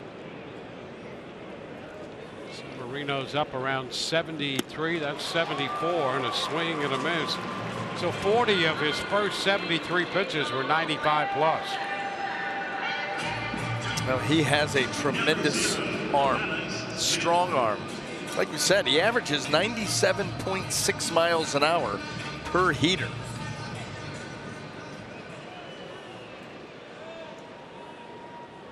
Now Malik Smith, who twice has struck out. Fastball in the 1st inning at 96 and a fastball in the 2nd inning at 99. And there's the breakout for Severino. First 19 games, forget about it. He was 14-2, 4-6 since then. Well, how about this? He has given up 4 earned runs or more in 7 of his 31 starts. He did it once in the first 19. He's done it 6 times in his last 12. Fouled out of play. Malik's behind in the count, 1-2. So the Yankees somewhat encouraged, and we saw it in the open over his last 2 starts. Games against Minnesota, he went 5 2/3, 1 earned run, and then against Boston, he went 7 and gave up just 1 earned run.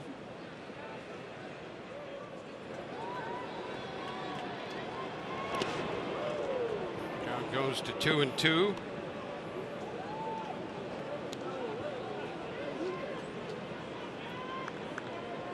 Well, the play the Yankees made to cut down Choi at the plate in the 3rd really stopped what momentum the Rays had in that inning. They had the makings of a significant inning, settled for 2 runs in the 3rd inning. Now a chop right side. Walker makes the play, and the Rays are up and down. 1, 2, 3. We go to the 5th. 7-2 New York.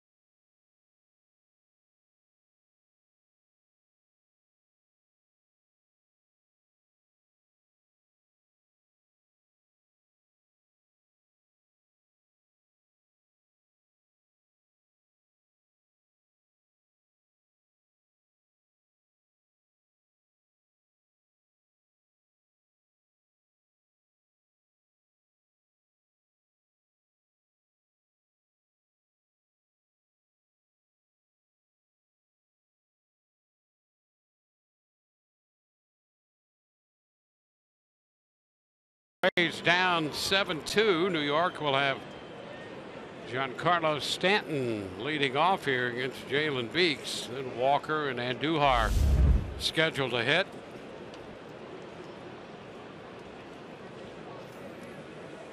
Stanton 0 for 1 was intentionally walked and scored a run in their 7-run third.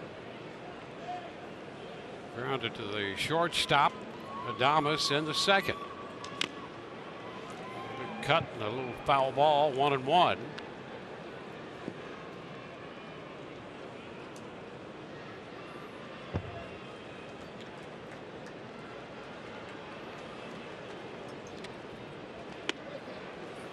That's inside, a fastball hitting 93.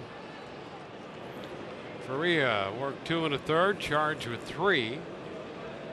Kittredge faced a couple hitters, charged with 2. That's a fair ball down beyond the bullpen. That's going to kick right back out to Pham into second base. Stanton standing with a double.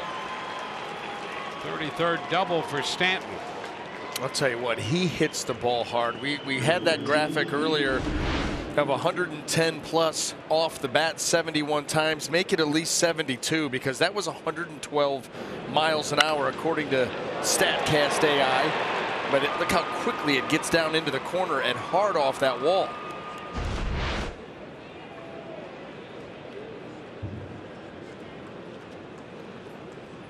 So leadoff double puts a man in scoring position for Neil Walker.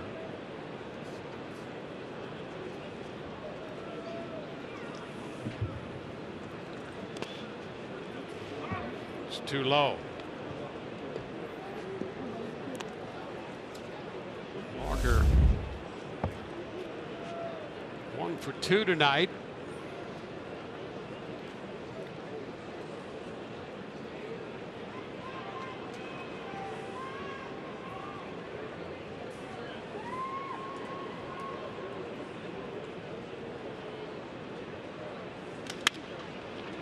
Fouled, and we go to 1-1.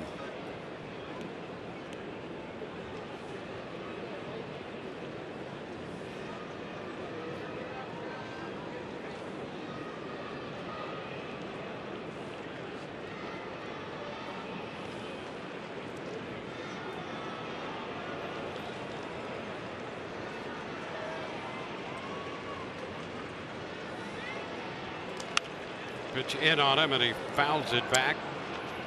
Walker got credit for a triple in the second inning. His first 3-base hit of the year.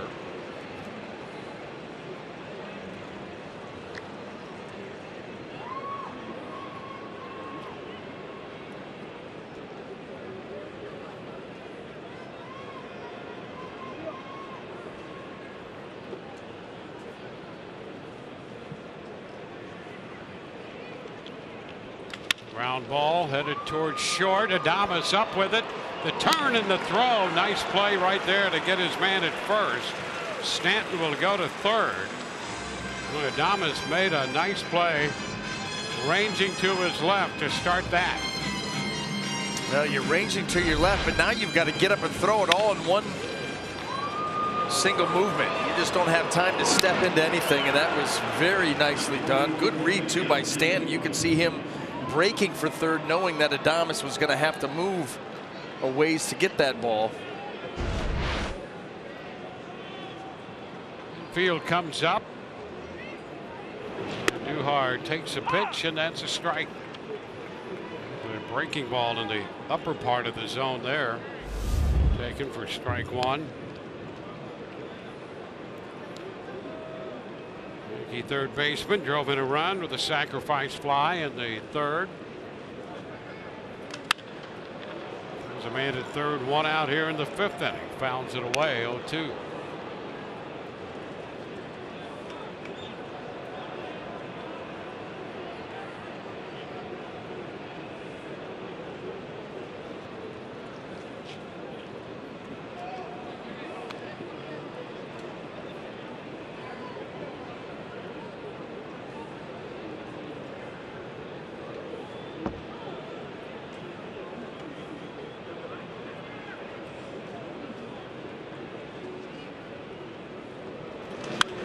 popped up.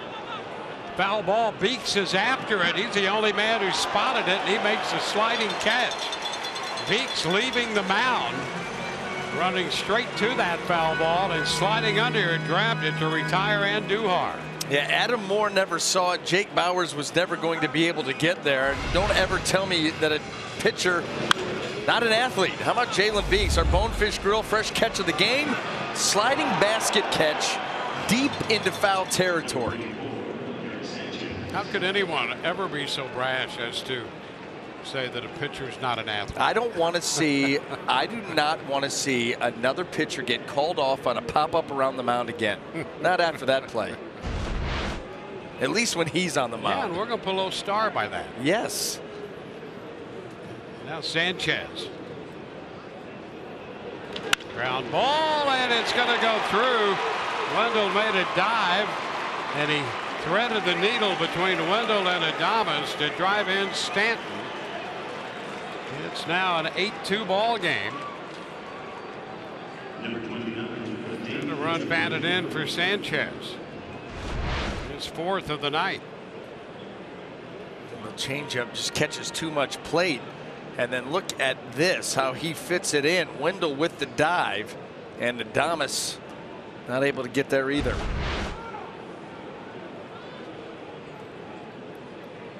Here's Echeverria. It's a big cut, strike one. So the Rays down by a half dozen.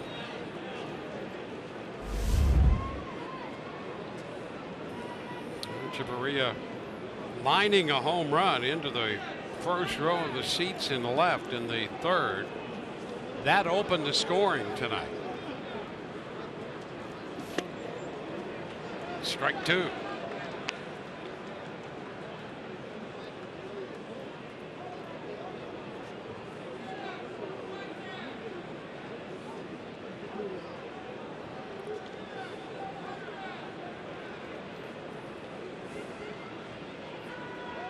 Beeks, the third pitcher of the evening for the Rays.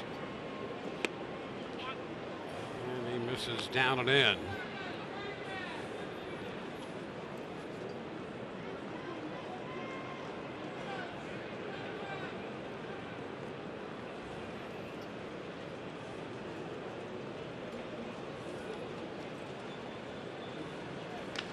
Ground ball right side.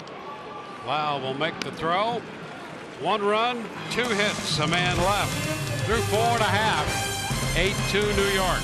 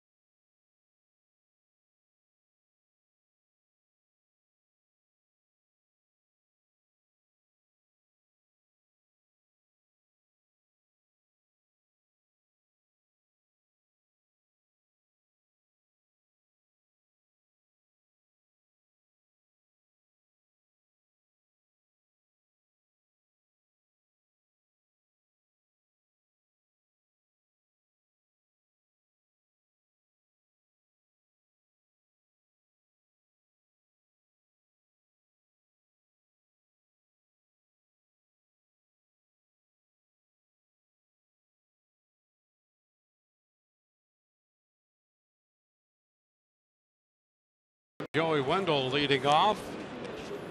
Wendell with a double tonight. He opened the third with a double and eventually scored a run. His 32nd double of the year. Taps the first pitch foul. Off speed.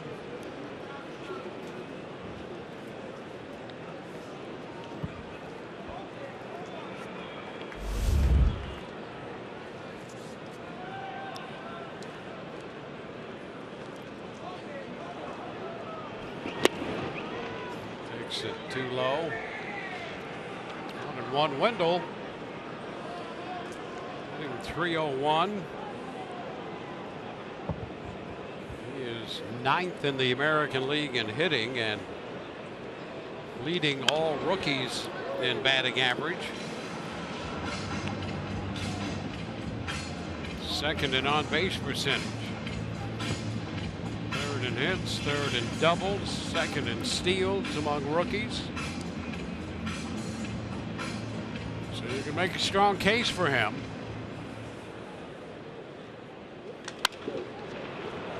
Still a ball, 2-strike count. Really, the only thing that you could say would be a strike against Joey Wendell, and it's not that he's that kind of player. It's the long ball.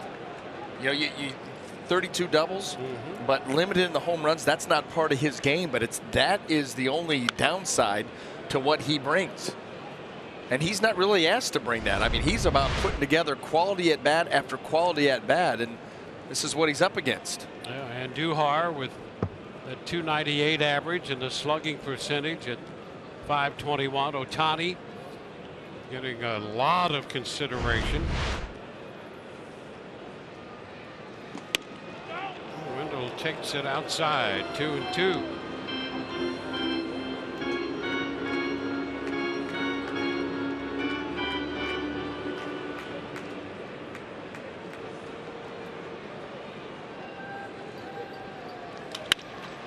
Ball. This will be Echeverria, who floats the strike over there with his throw.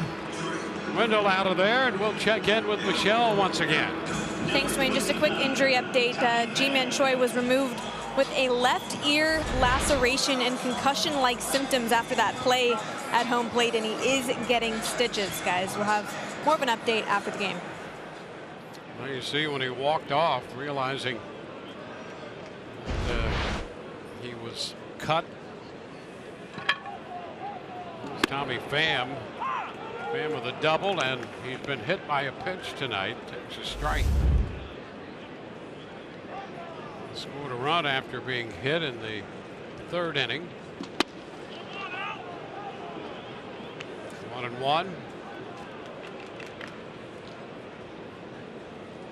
Luis Severino, 24-year-old right-hander.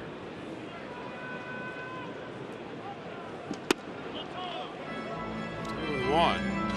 Severino out of the Dominican Republic. The Yankees almost missed signing him. It appeared for the longest that the Rockies were going to sign him. And the Yankees swept in at the last moment. Made him an offer, and he wound up signing with New York. Jake Bauers on deck.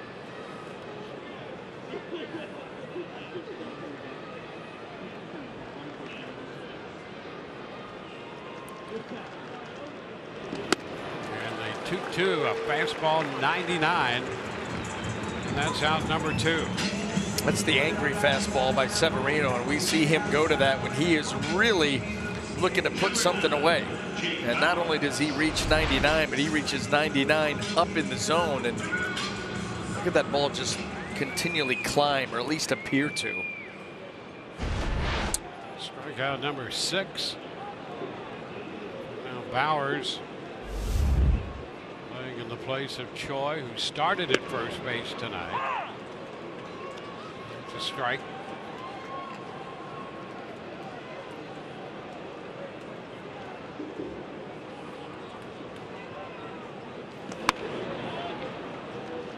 Upstairs at 98.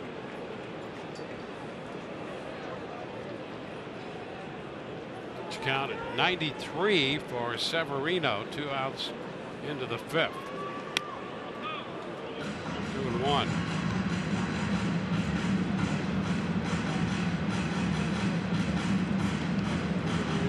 Worked him for 24 and 25 pitches in the third.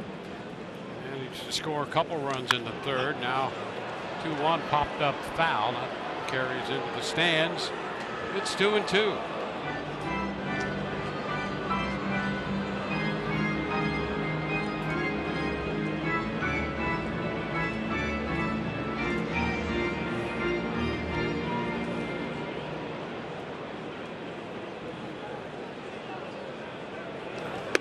Cut and a miss.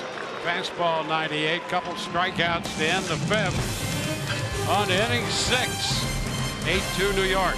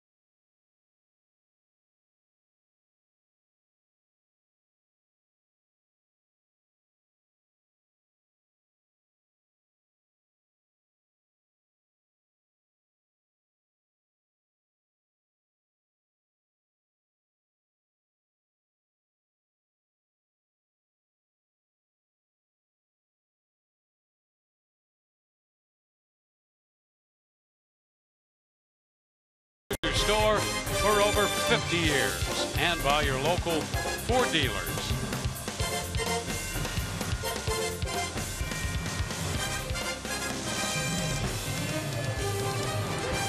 In the 6th inning, Jalen Beeks goes back to the hill to face Brett Gardner, the number 9 hitter. Pitch just a little bit low. Gardner tripled and scored in the 3rd inning. 1 for 2 and a fly ball caught by Kiermaier in center in the 4th. Set the breaking pitch for a strike. 1-1.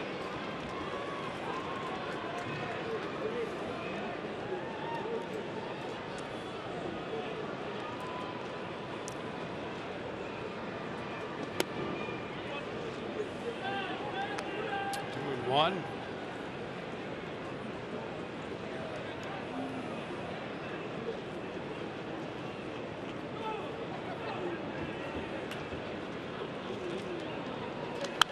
Popped up foul. Into the seats it goes. 2-2.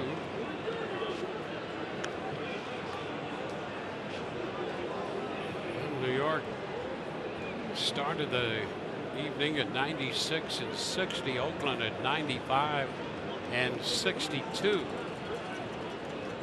New York a game and a half up for the first American League wild card spot.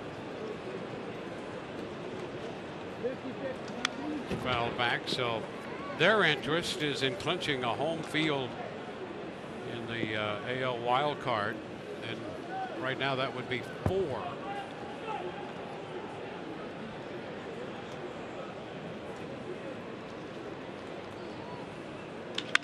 Ball right side, and the glove goes down for Lau, who makes the pickup and the throw. Gardner is out number 1. Well, I think anytime. I mean, it's obvious that if you're going to be in a one-game winner-take-all situation, you want to play that game at home. The interesting thing is, in the wild card era, the home team is under 500. 2 games under 500 overall in hosting that game. Yeah, how about that?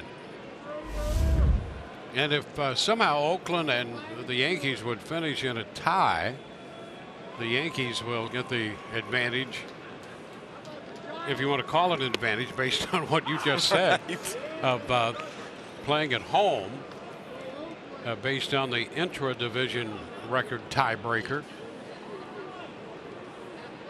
Well, here's what would be tough. Whether you're Oakland or New York. Let's say Oakland gets the home field advantage. You play out on the West Coast, you win that ball game. Now you got to come all the way back east to go play the Red Sox.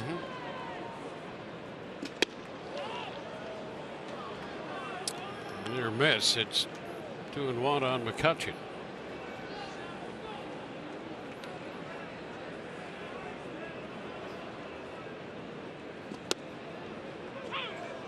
Two balls, 2 strikes. Yeah, you talk about the pressure of postseason play on all these guys. Pressure's on the traveling secretaries, directors of travel for these teams. Foul ball.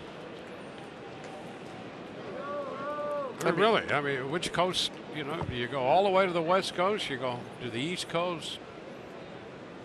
Let's say that this, up. yeah, and it's not decided until Sunday at 6 or 7 o'clock.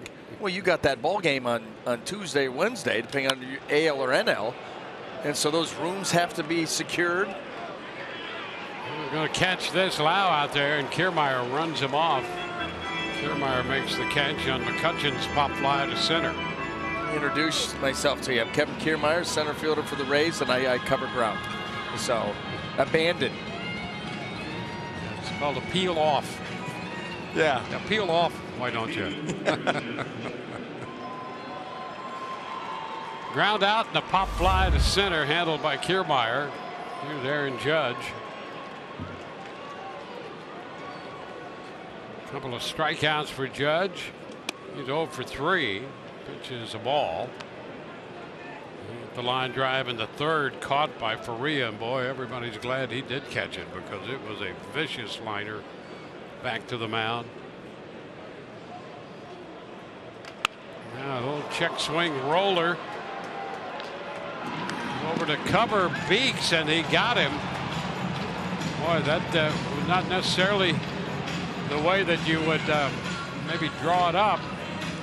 And we'll see what the Yankees decide to do. They out called at first. But Bowers had to go feel the ball, and Beeks had to hurry over there. But he's not going for the bag. You see, he's well, he's safe. I mean, there's no question he's safe. Did not lay that tag on him until the foot got to the bag. Not on the bag, not on the bag, and right there, that foot looked to be down before the tag was made right off of it.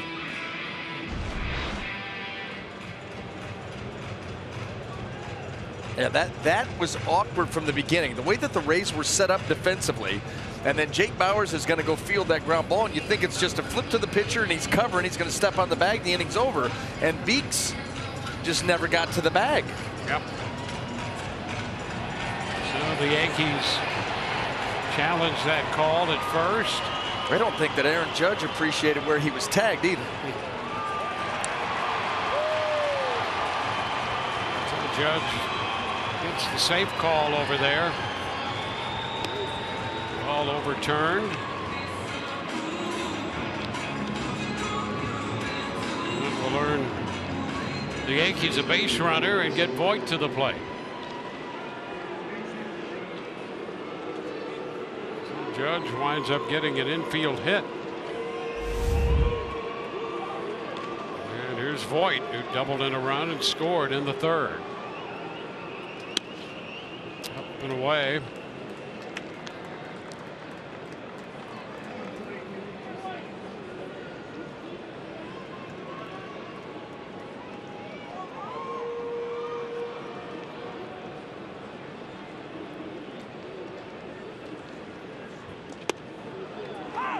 It's a strike, 1-1.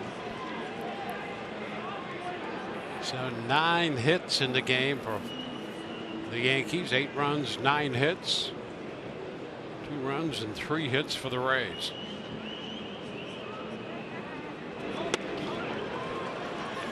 It's 1-2.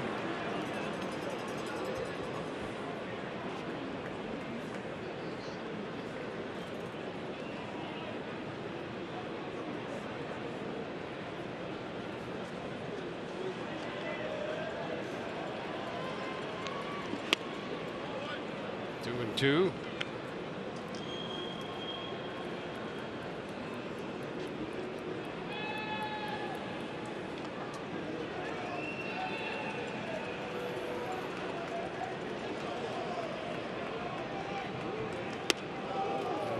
Gets the back foot out of there. 3 balls, 2 strikes.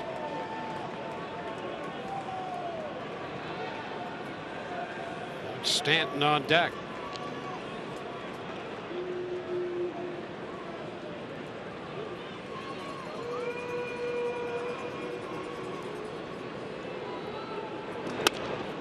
Ball 4 inside.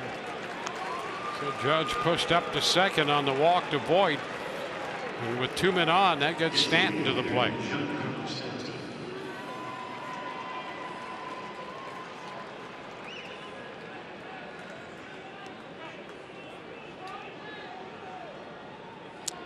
Stanton officially 1 for 2. He led off the 5th with a double and scored. Intentionally walked in the 3rd, and he scored a run in that inning. Rays got him out on a ground ball to short in the 2nd. Beeks misses, ball 1. Latest on Choi, as we heard, stitches in his left ear to close the lacerations, concussion-like symptoms, and he's being monitored. Another one low. 2 balls, no strikes, and Moore is going to trot to the mound. And Cash on the phone down to the bullpen, and we'll see some stirring down there. It's who?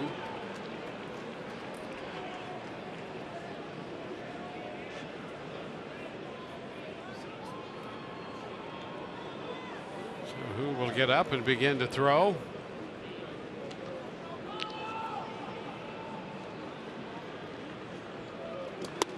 Big cut and a miss.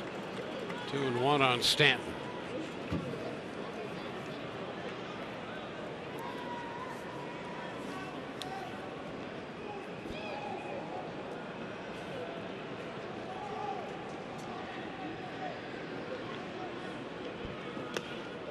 Now 3-1. Well, that base hit by Judge kept the inning going on the challenge. He reached with 2 outs, then the walk to Voit. Now Stanton with a big 3-1 advantage in the count. Neil Walker on deck.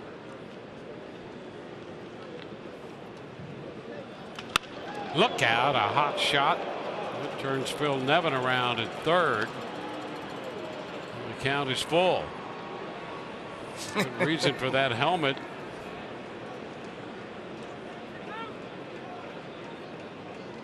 We've already seen Stanton hit a couple of rockets here. Hits the ball so hard, and there's so much leverage involved. And he lines it foul. Look out, down beyond the bullpen and out of play. Everybody's in range. Well, Canley's up in the bullpen, and he had to move to get out of the way of that.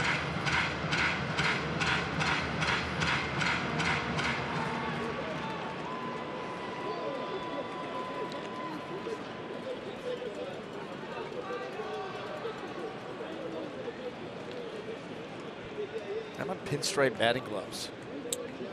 Variation on a theme. Swing and a miss. Stanton out on strikes. Bottom of the 6th coming up already. It's 8-2 New York.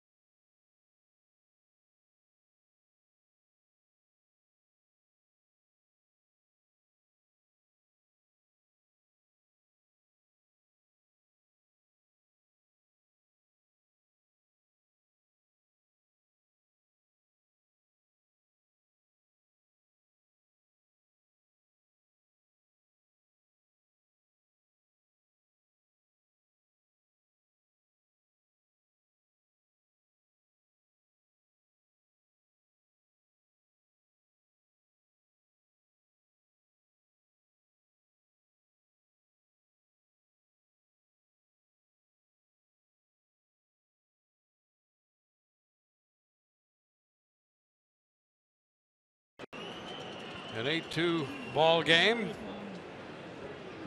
Severino allowing a couple of runs on 3 hits. Brandon Lau leads off against him in the 6th. Lifts a high fly ball into left, sending McCutchen back. He falls down at the wall, and that ball's on top of the wall, bounding back to McCutchen. A double by Brandon Lau. McCutchen fell as he got to the warning track. Well, let's take a look at it. Ball hit way into the air, and he's got a nice beat on it, and then just got snipered. That blade, Wayne. Oh, field turf got him. How about that? And with that, Severino's going to depart. With it. Pitches 5 innings plus 1 hitter in the 6th. Call to the bullpen, brought to you by the Florida Lottery.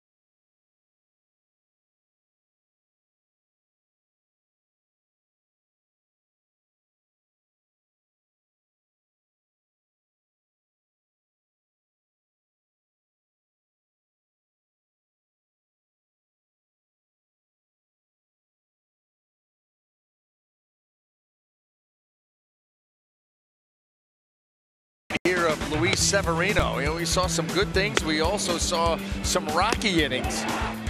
Some command issues he was able to recover from. Did pick up some strikeouts, as you can see here. Listen, there's no debating that he's got a great arm. An explosive fastball. He was up to 99 miles an hour tonight. Good slider and a changeup. But there were also some points where the command went missing. You see the 3 walks in the 5+ innings. 2 runs so far. Responsible for Lau out at second base and 7 strikeouts in 97 pitches. Yeah, and you really have to wonder what the Yankees are truly thinking in regard to their starting pitching and who it would be. Tommy Kahnle's on in relief of Severino. C.J. Cron at the plate. The pitch is a strike call. 97 pitch performance, 5 innings plus 1 hitter for Severino.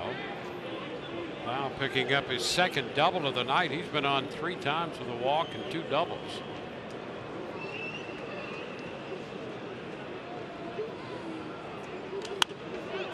And a pop foul coming back. That's out of play.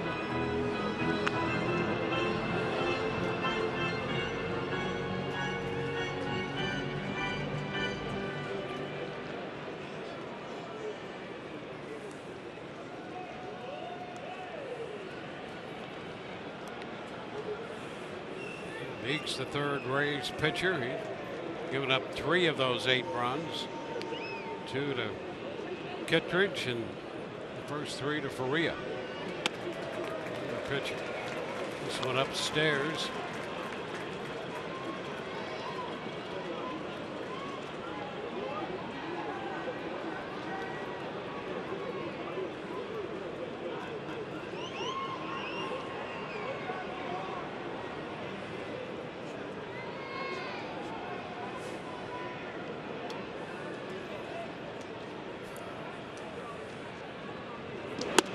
wave and a miss.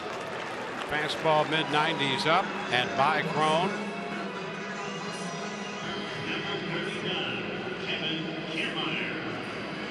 Canely comes on to get the first out.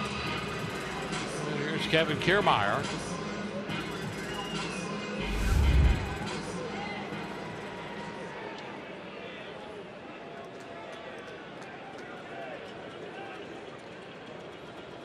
Kiermaier looking for his first hit of the game.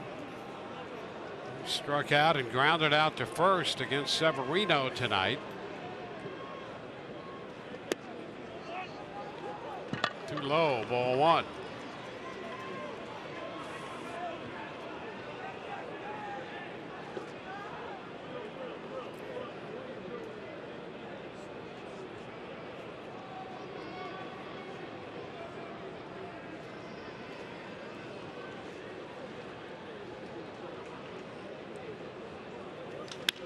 There's a high fly ball back into right. Judge will go to the track for it, makes the catch. Lau tags, advances to third. So Kiermaier under that one and sent it to the track, but caught by Judge. Two gone.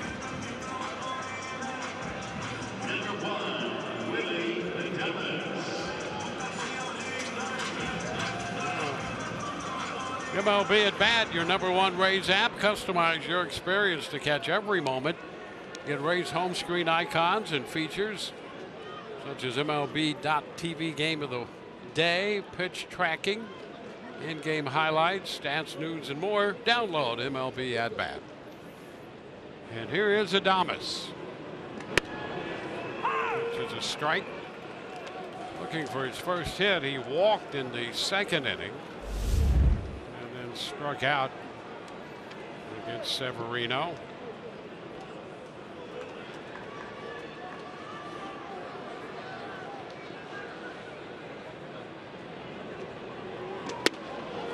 Fastball 96, and Adames trying to catch up.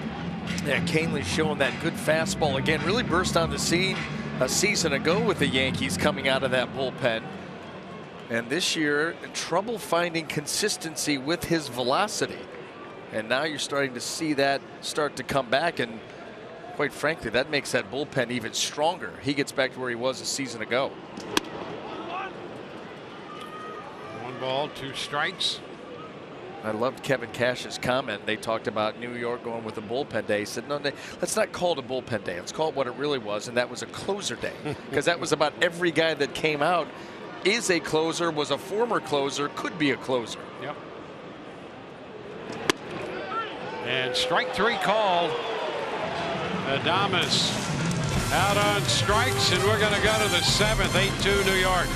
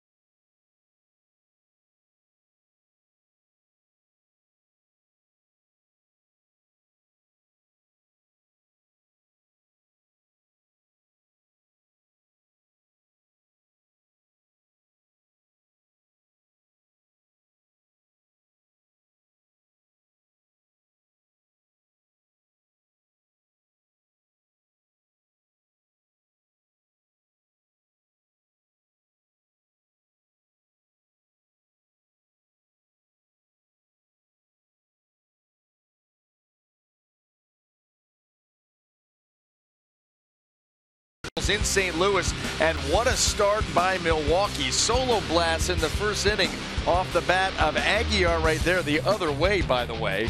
And then how about Braun? Right into deep left field. Quick start. Kristen Yelich would add a bases clearing double for 3 more runs. And right now in the bottom of the 4th inning, it is all Brew Crew 6-0 over the Cards. Yeah, that's not good news for St. Louis in that National League Central.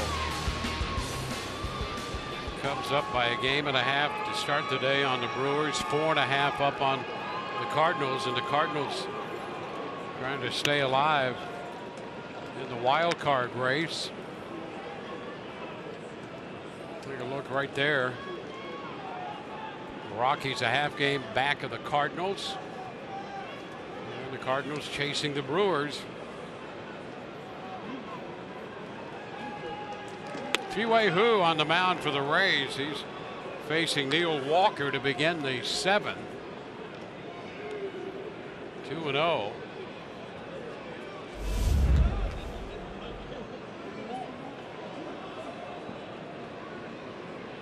For the 4th time. First time since his return from Durham. And promptly behind Walker, 3-0.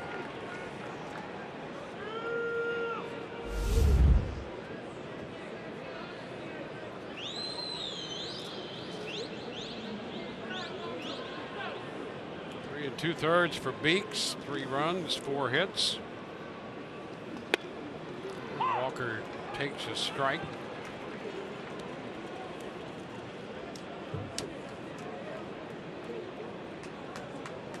And Duhar on deck.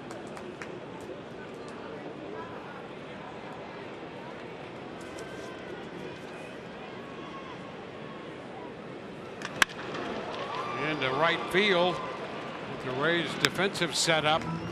Perfect with Adames making the throw from short right. So that's a 6-3 out of the shift. 1 out in the 7th. Here's McGill and Duhar.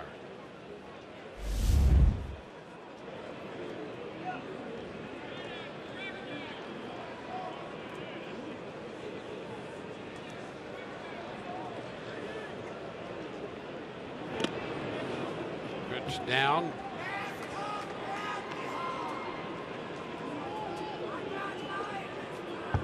This is actually the 5th stint for Ji-Wei Hu with the Rays this year, but the other stints have been very short. A strike, it's 1-1.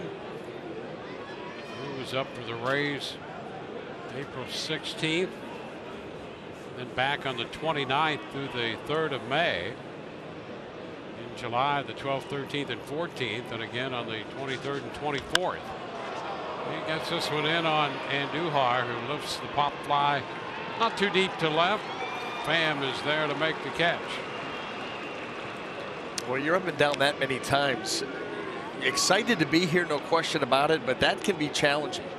You know, you come up here, whether you're here for a week, 2 days, 3 days, 2 weeks, and then you get sent back down. You got to get back into a rhythm. All the while, you've got to stay positive mentally.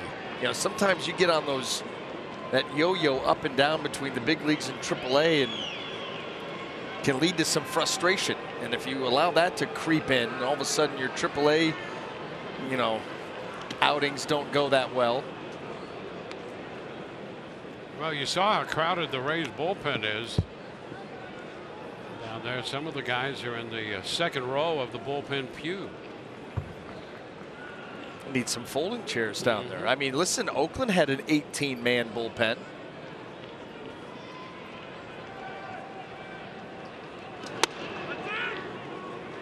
Two 2-0.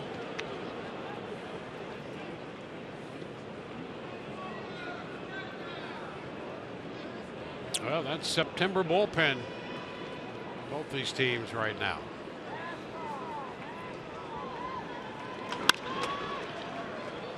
Foul ball brings the count to 2-1.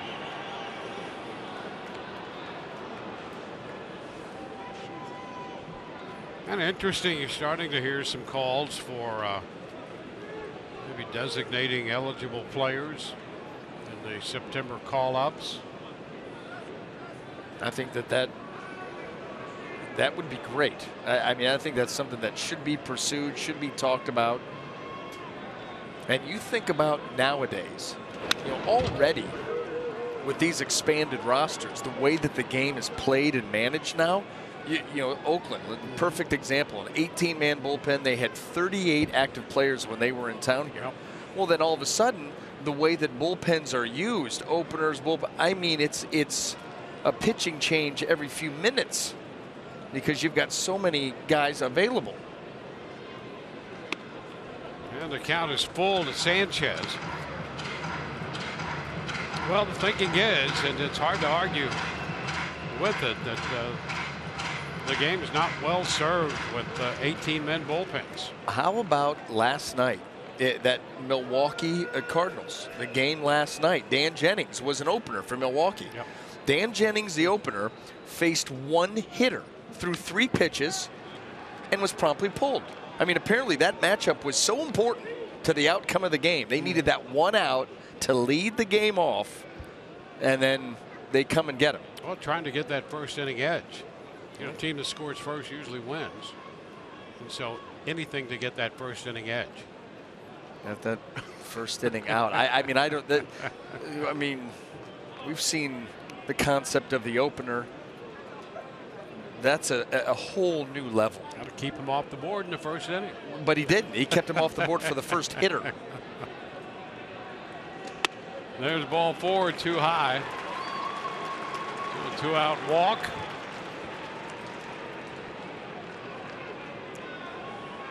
With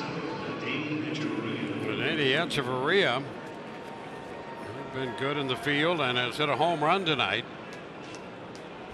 That's where I think that it will be very interesting, because this concept of the opener that the Rays have brought into the mainstream, you're seeing it all the time. The Yankees did it last night. Teams are doing it now. Teams in playoff races, meaningful games, are doing it. It's going to be done more next season. It's definitely going to become part of the game, and it'll be interesting to see if it is embraced. Here comes Smith, but he's going to run out of room, and he scatters that full bullpen down there. Ball out of play, and it's a strike.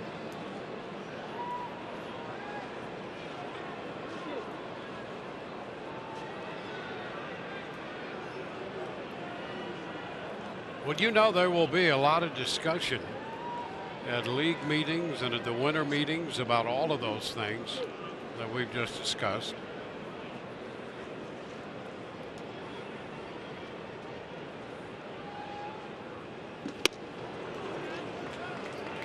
And now an 0-2 count. Because there's no question with this, with the openers and now with more than full bullpens in September. The way the game is applied has been fundamentally changed. There's no doubt about that. Did he go? He did not, says Greg Gibson. It's a ball, 2 strikes. Okay, Dwayne, we've done some further digging. Yes. And even if this at bat ends on this pitch, we will get back to it, because it is extremely interesting, borderline scandalous. Wow, what a tease that is. Hey. 1-2 the count to Echeverria. All right. Inside 2-2. So here was the matchup. The matchup the Brewers needed. Dan Jennings versus Matt Carpenter. He got him on 3. Okay, now this is the best part of it. Coming into that at bat, Matt Carpenter v. Dan Jennings was 3 for 8 with a homer. My. But that was the matchup we wanted and we needed. Based on the reverse lock. The reverse lock. And it brought it home for the Brew Crew. It's 2-2. How about that? Yeah, that's almost one of those deals where you just feel like, just make a mockery of this. We're going to take the worst matchup on paper We're going to throw it out there for one hitter, and then we're going to go get it.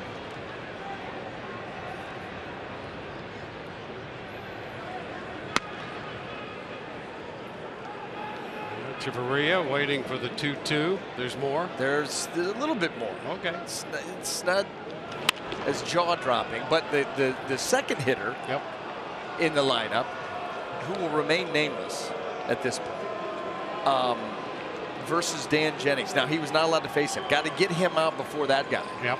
And that hitter, over against Dan Jennings. Couldn't face him. Nope. Well, it had something to do with the swing plane. Well, it could have been Dan Jennings' pitch count at 3. Good. And the shot to center. Kiermaier right there for it. A walk and a man left. Hey, it's 7th inning stretch time already. Really? It's 8-2 New York.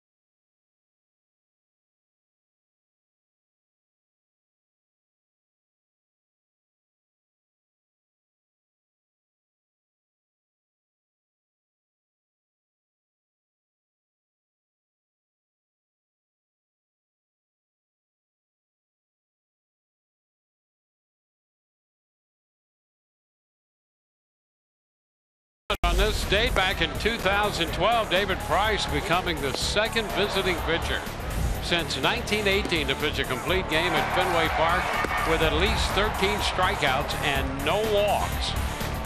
Joining Mike Mussina, the Yankees, from September 2nd, 2001. Adam Moore in the batter's box, swinging and missing the first pitch, a slider from Tommy Kahnle. Kahnle got credit for the full inning in the 6th, picking up a couple strikeouts.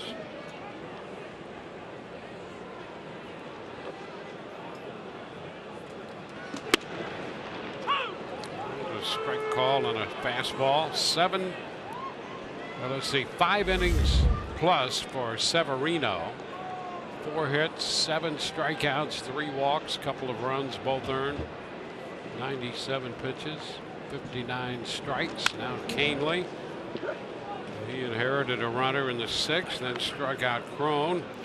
Kiermaier hit the ball to the track and right. And then Adames called out on strikes. Now an 0-2 count on Moore.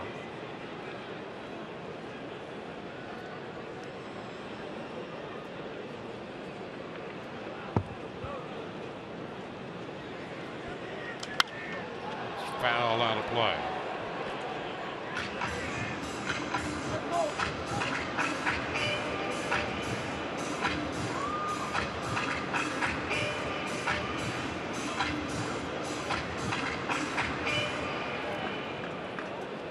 The Rays tried to build a big inning in the 3rd. They settled for 2 runs.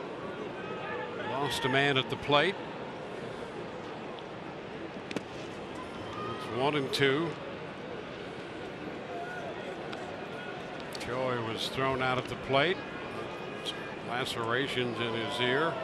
Had stitches there. Some concussion symptoms. He left the game in favor of Bowers. There's Moore with Smith on deck, then Wendell. And a wave and a miss. A chase by Moore on the slider. One out in the 7th inning. 10 strikeouts now for New York pitching. Coming up tomorrow on Rays Live, pregame show presented again by your local Honda dealers.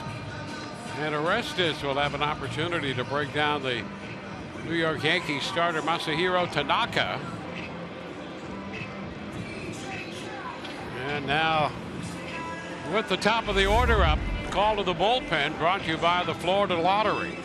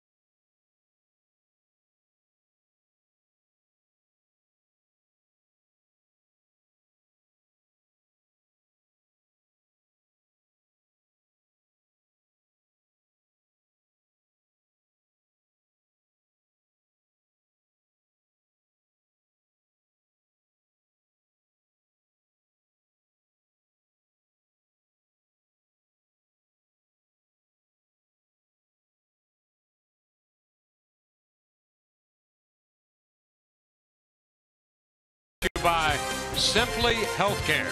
Live the Simply life. And by your local Honda dealer.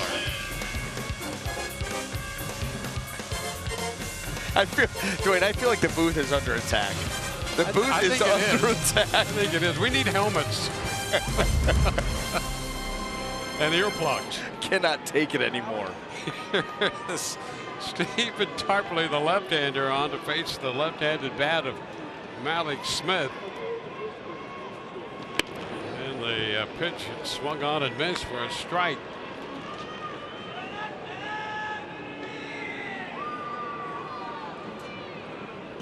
And Malik's looking for his first hit, a couple strikeouts and a ground ball to second.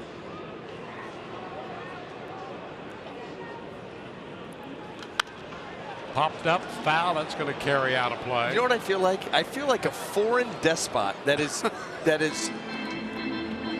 being forced to leave his compound. Yeah. That they've just lined up and just overpowering. Lots of incoming.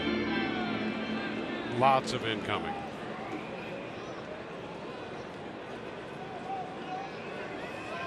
Malik's can turn this count around, down 0-2. And he checks.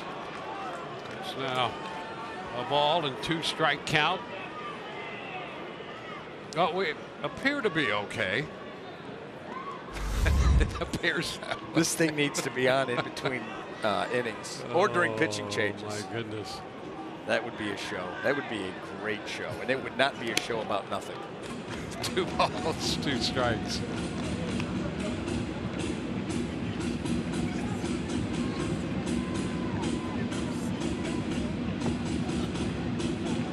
Wendell will be next here as Malik tries to work his way aboard against Tarpley.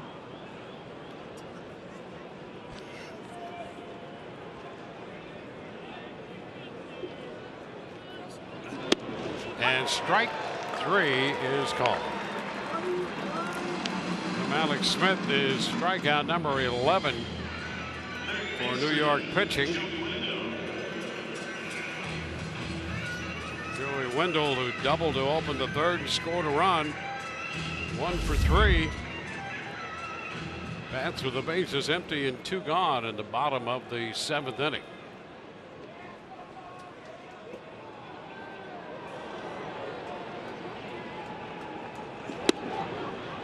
Strike at the knees. He's got 2 runs off Severino. 4 hits. Nothing in an inning and a third against Canely, and now a strikeout against Tarpley.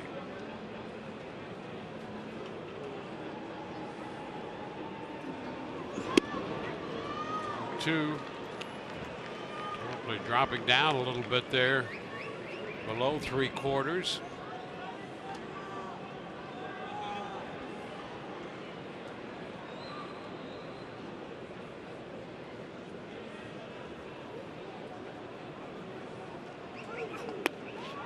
Away, 1-2. We talked about Tarpley, you know, coming into the ball game last night. He put up some impressive numbers between Trenton and Scranton, AA and AAA in the Yankee system. That's what has earned him this call up, and pretty impressive with what he was able to do last night. That entire Yankee bullpen last night, impressive. Fly ball into left. McCutcheon is there to make the catch. We're through 7. On to the 8th. 8-2 New York.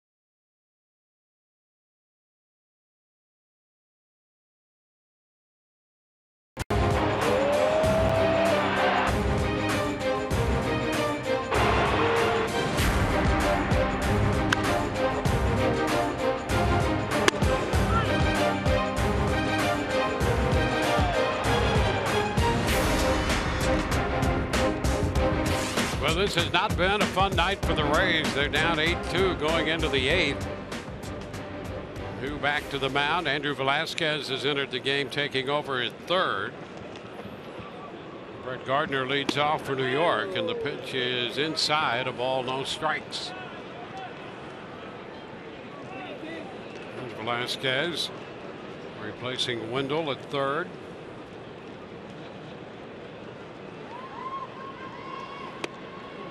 One. Who pitched a scoreless 7th. He gave up a walk to Sanchez, but otherwise was just fine.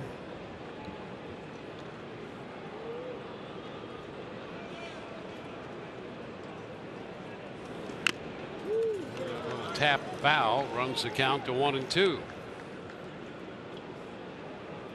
Now Houston trying to win its 100th game of the year, playing in Toronto. They've opened a 4-1 lead. Blue Jays batting in the bottom of the 8th.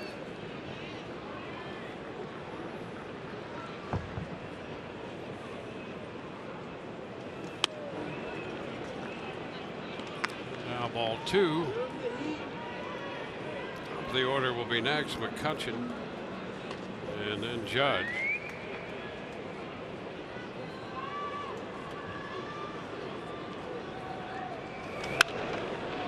Foul out of play.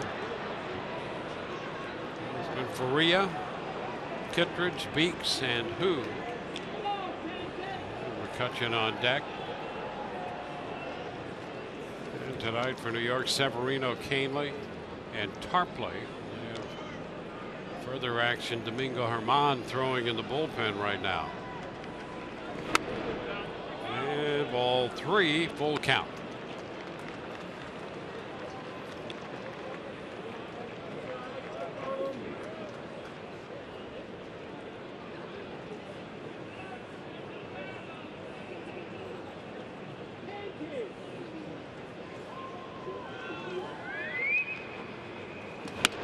And he got the chase there from Gardner. Picks up the strikeout. The immediately regretted swing. A little changeup off the plate and well off the plate. Split. Look at it take off, and Gardner, that bat not even long enough to get to it.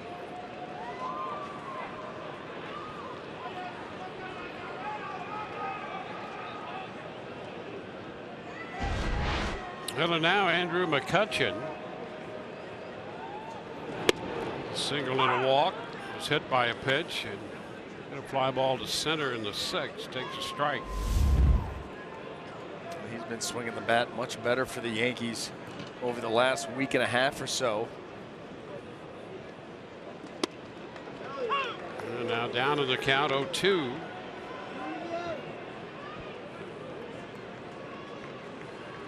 And McCutchen down in the 220s since that deal from San Francisco brought him back across the country to New York. 1-2 now. Got off to a really slow start with the Yankees, but we've seen him pick it up a little bit. Hit his 20th home run of the season in last night's game. It's 2-2. Got 20 home runs overall. Coming into this game hitting .251 combined in the National and American leagues. And a 2-2 count in the 8th.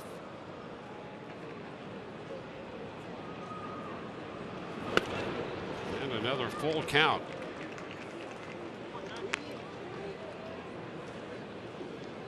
Well, Hu has faced 6 hitters. Has had 4 3-ball counts, including 3 3-2 counts.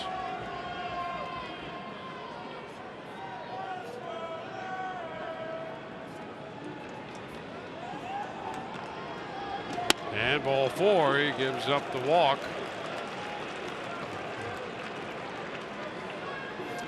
Average pitchers strike out 10 hitters in a game. Visit CanesStrikeout.com for a printed home voucher.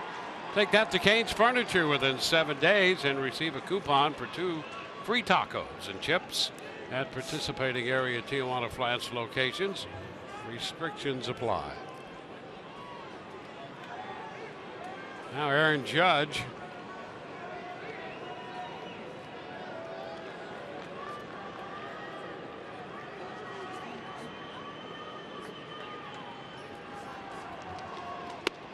Judge takes a strike. Pitch right down the middle. Judge reached on what turned out to be an infield hit in the 6th. He was originally called out. The Yankees challenged that and kept the inning going.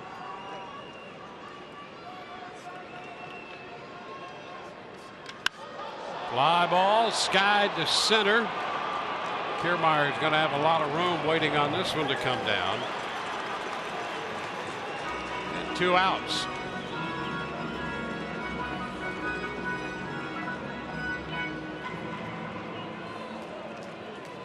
And Luke Voigt makes his way to the plate.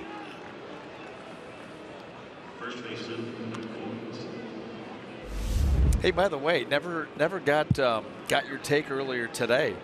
And we've done this. We played this game in the past, but for tonight, yep. What did you have? Media dining or organ music?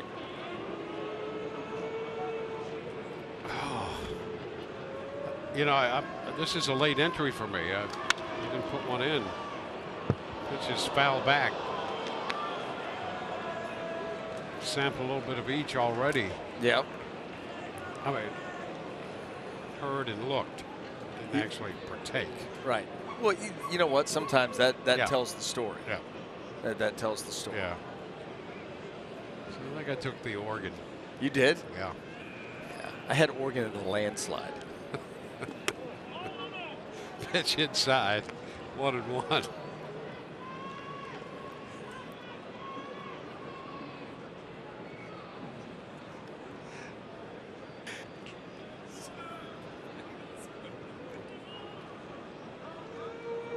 A ball and a strike.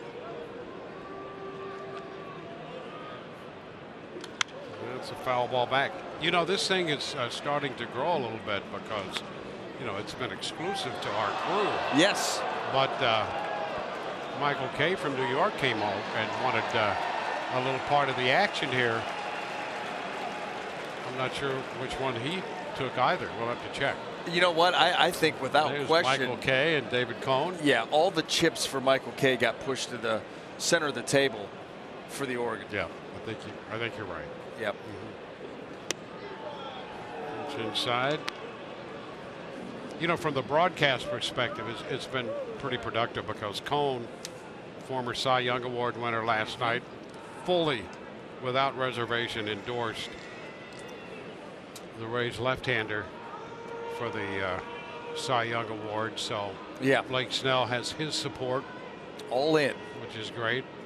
And that's right. All his chips pushed in on Blake Snell. Yeah, Michael Kay's pushed in on the organist. Strike 3. Boyd tried to check. We got to the bottom of the 8th. Rays down 8-2.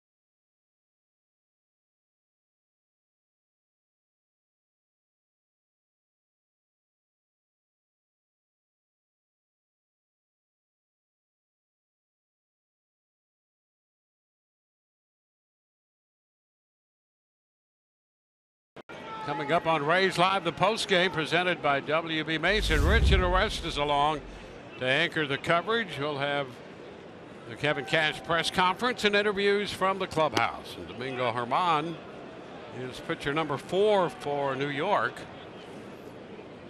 Tommy Pham up here against him. 1-0 the count.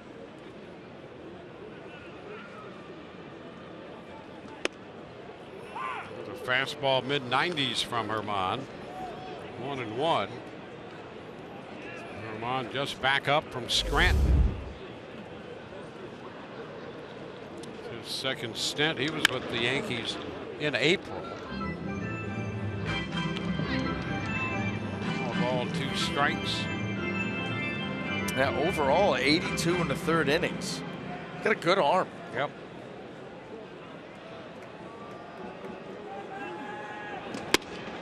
And strike 3 called. Germán picks up a strikeout of the first man he faced. That breaking ball right at the top of the zone, and this is what he's done. 20th game overall, does have 13 starts, 95 punch outs and 82 in the 3rd.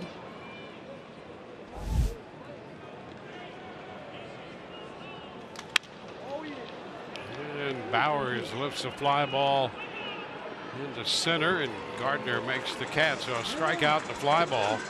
2 up, 2 down in the 8th.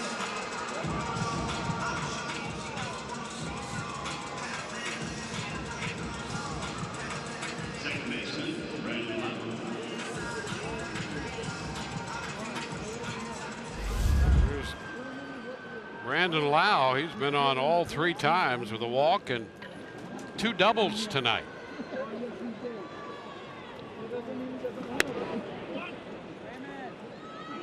One ball, no strikes.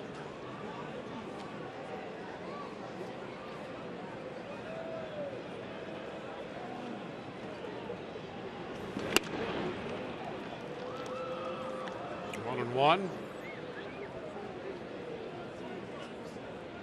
Germán spent a good part of the first half of the season with the Yankees.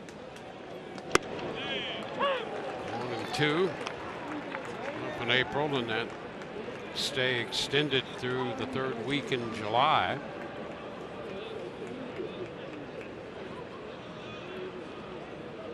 Back up now. Fastball in is fouled away.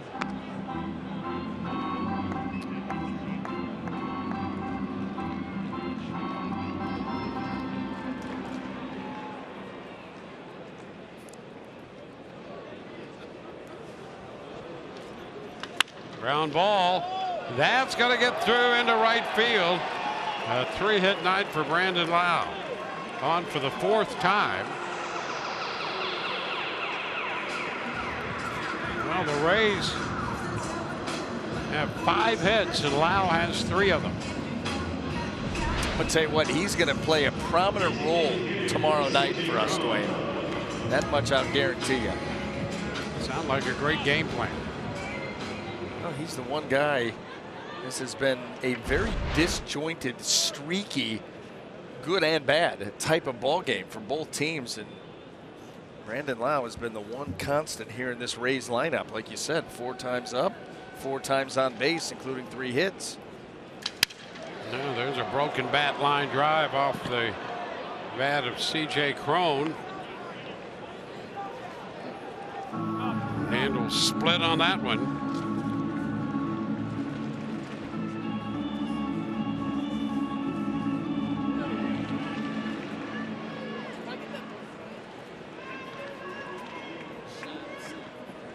Cron hit a hot shot line drive back in the 3rd.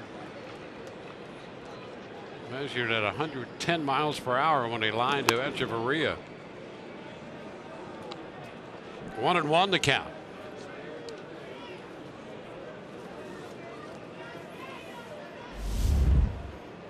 The Yankees scored 7 of their 8 runs in the 3rd inning. The Rays have been unable to bounce back from that. They scored 2 in their 3rd. The Yankees a run in the 5th.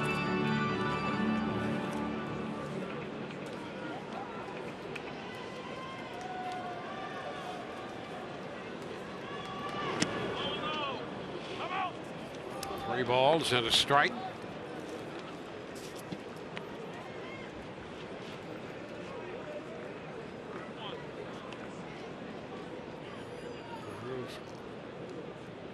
Kiermaier on deck.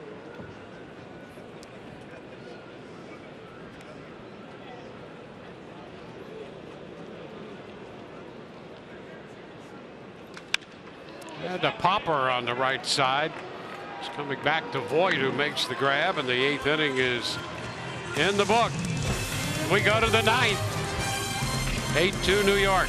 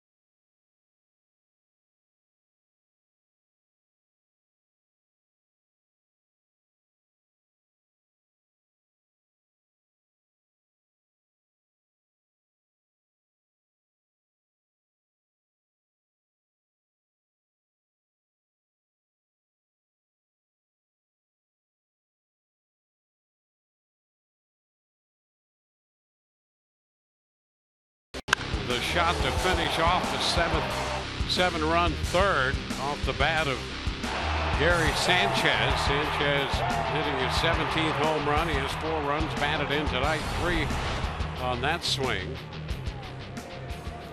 And Vidal Nuno is in the game to face the right-handed bat of Giancarlo Stanton. There's a wave and a miss.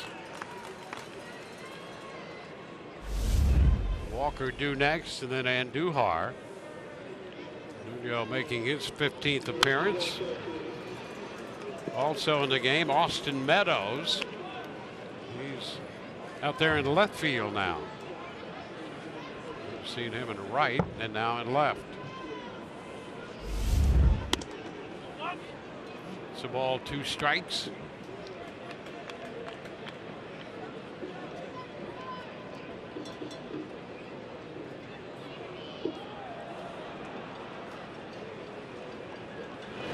That's a cut and a miss.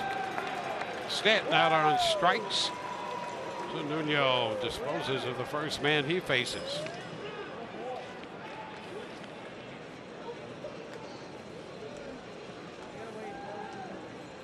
Second baseman, Neil Walker.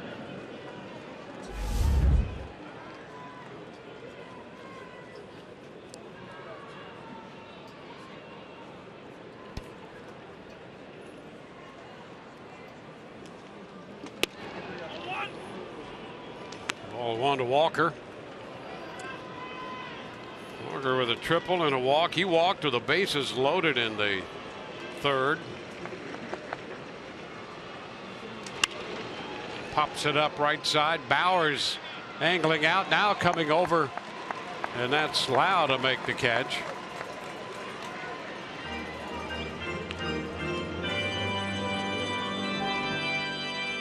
Two gone in the 9th. third baseman, Miguel Andujar. Miguel Andujar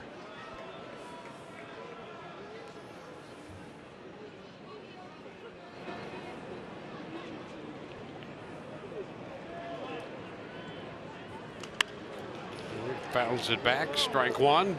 Well, you know what? If the Rays do not come up with an epic comeback in the bottom of the 9th inning, you really want to get it strapped on and ready for tomorrow night's game, because you really want to see this team get to 90 wins. Yep. Right now they're 3 short. After tonight, you're going to have 5 to play. 5 opportunities. Duhar misses. 2 left with the Yankees, and then Toronto comes to town.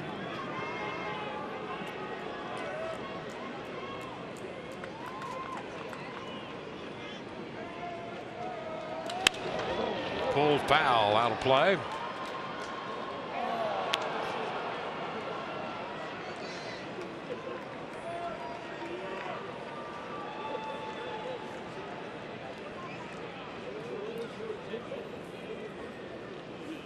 Yankees won last night 4-1. They lead 8-2 in this one.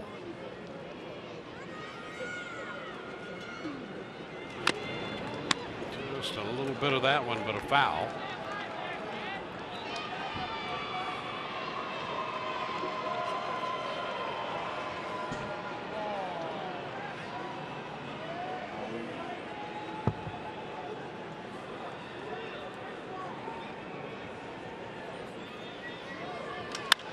And a shot back into left field.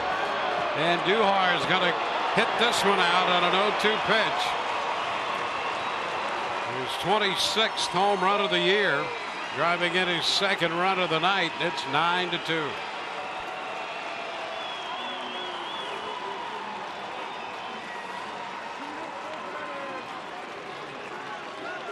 So Nuno touch for a long one.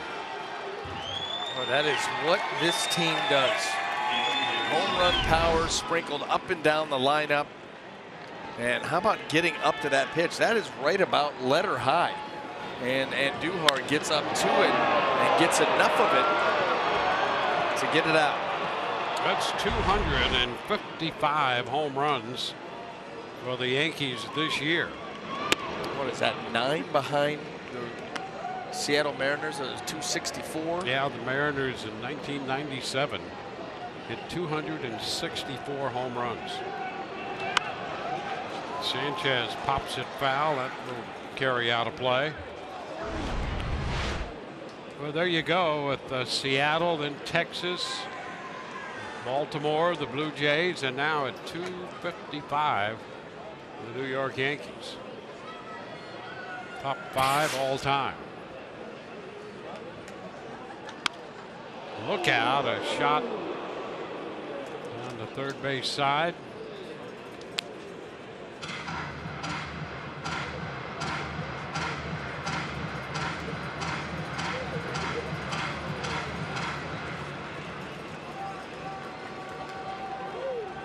Ten hits now for New York. 9 runs on 10 hits. It's 2-2.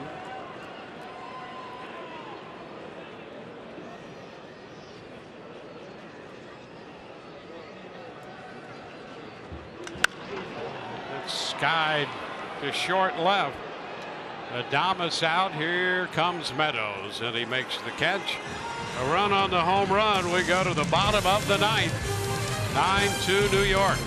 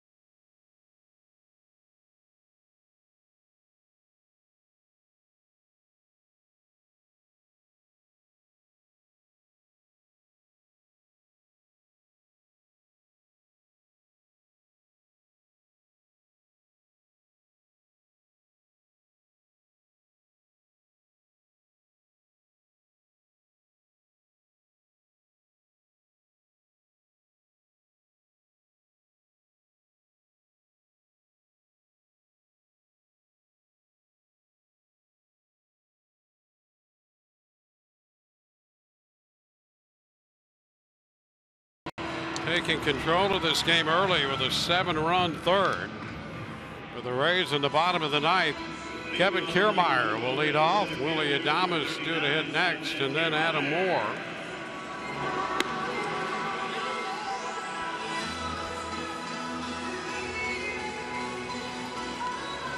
Game 3 on tap tomorrow. The Rays and this New York Yankee ball club. Masahiro Tanaka will be on the mound for New York. Our coverage tomorrow begins at 6:30. Thursday, a day game.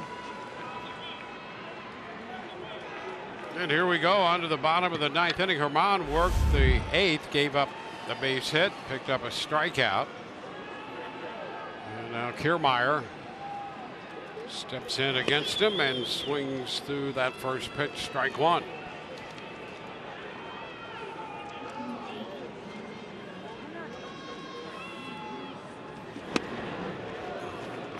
Cut and a miss. Second baseman Tyler Wade takes over.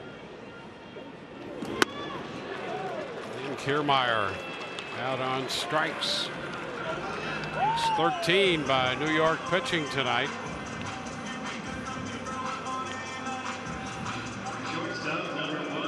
13 last night. Well, this is an impressive, powerful staff, and you think about all the options that Aaron Boone can go to, especially when they're all clicking together. Thomas lifts it foul. Out of play up the right side. Boy, think about, you know, all these teams headed into postseason play and how, like, especially Oakland, you know, at the trading deadline, really trying to fortify that bullpen, more quality arms. The Yankees, of course, have done that. That's been in vogue the last couple of years in the playoffs, to where you don't have to rely so heavily on your starters. I mean, if they can get you into the middle part of the game. Indians did that. Terry Francona and their run to the World Series back in 16. Boy, that was a big part of their success. It was, and I'll tell you what, it has, like anything else, when the team has success doing something, all of a sudden, for the next little while at least, it starts to get mimicked. And strike three called on Adames. Third strikeout for Herman. 2 outs with the bases empty. And the hitter is going to be Adam Moore.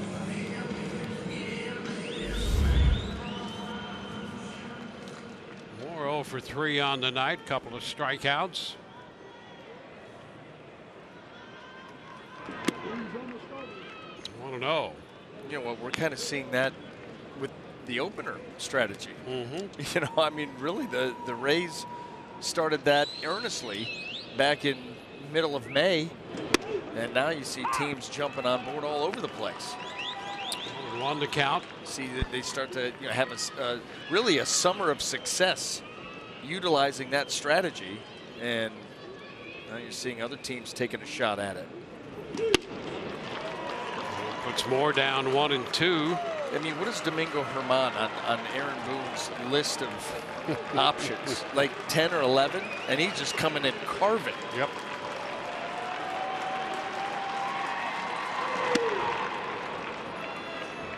Two balls, 2 strikes. Lau had a good night. He was on 4 times. 3 of the 5 hits collected by the Rays tonight. To go with a walk, 2 doubles and a single. And a tapper foul.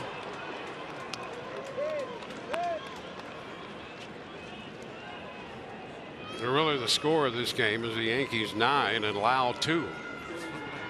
Drove in both runs and had 3 of the 5 hits. And 1 of the 3 walks.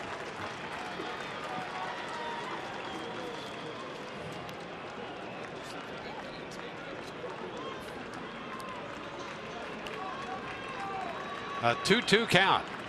And a tapper foul again.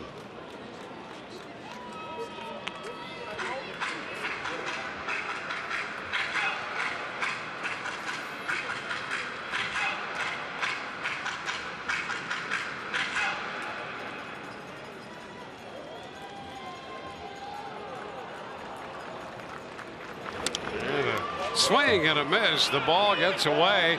The recovery and the throw down to first to end this one.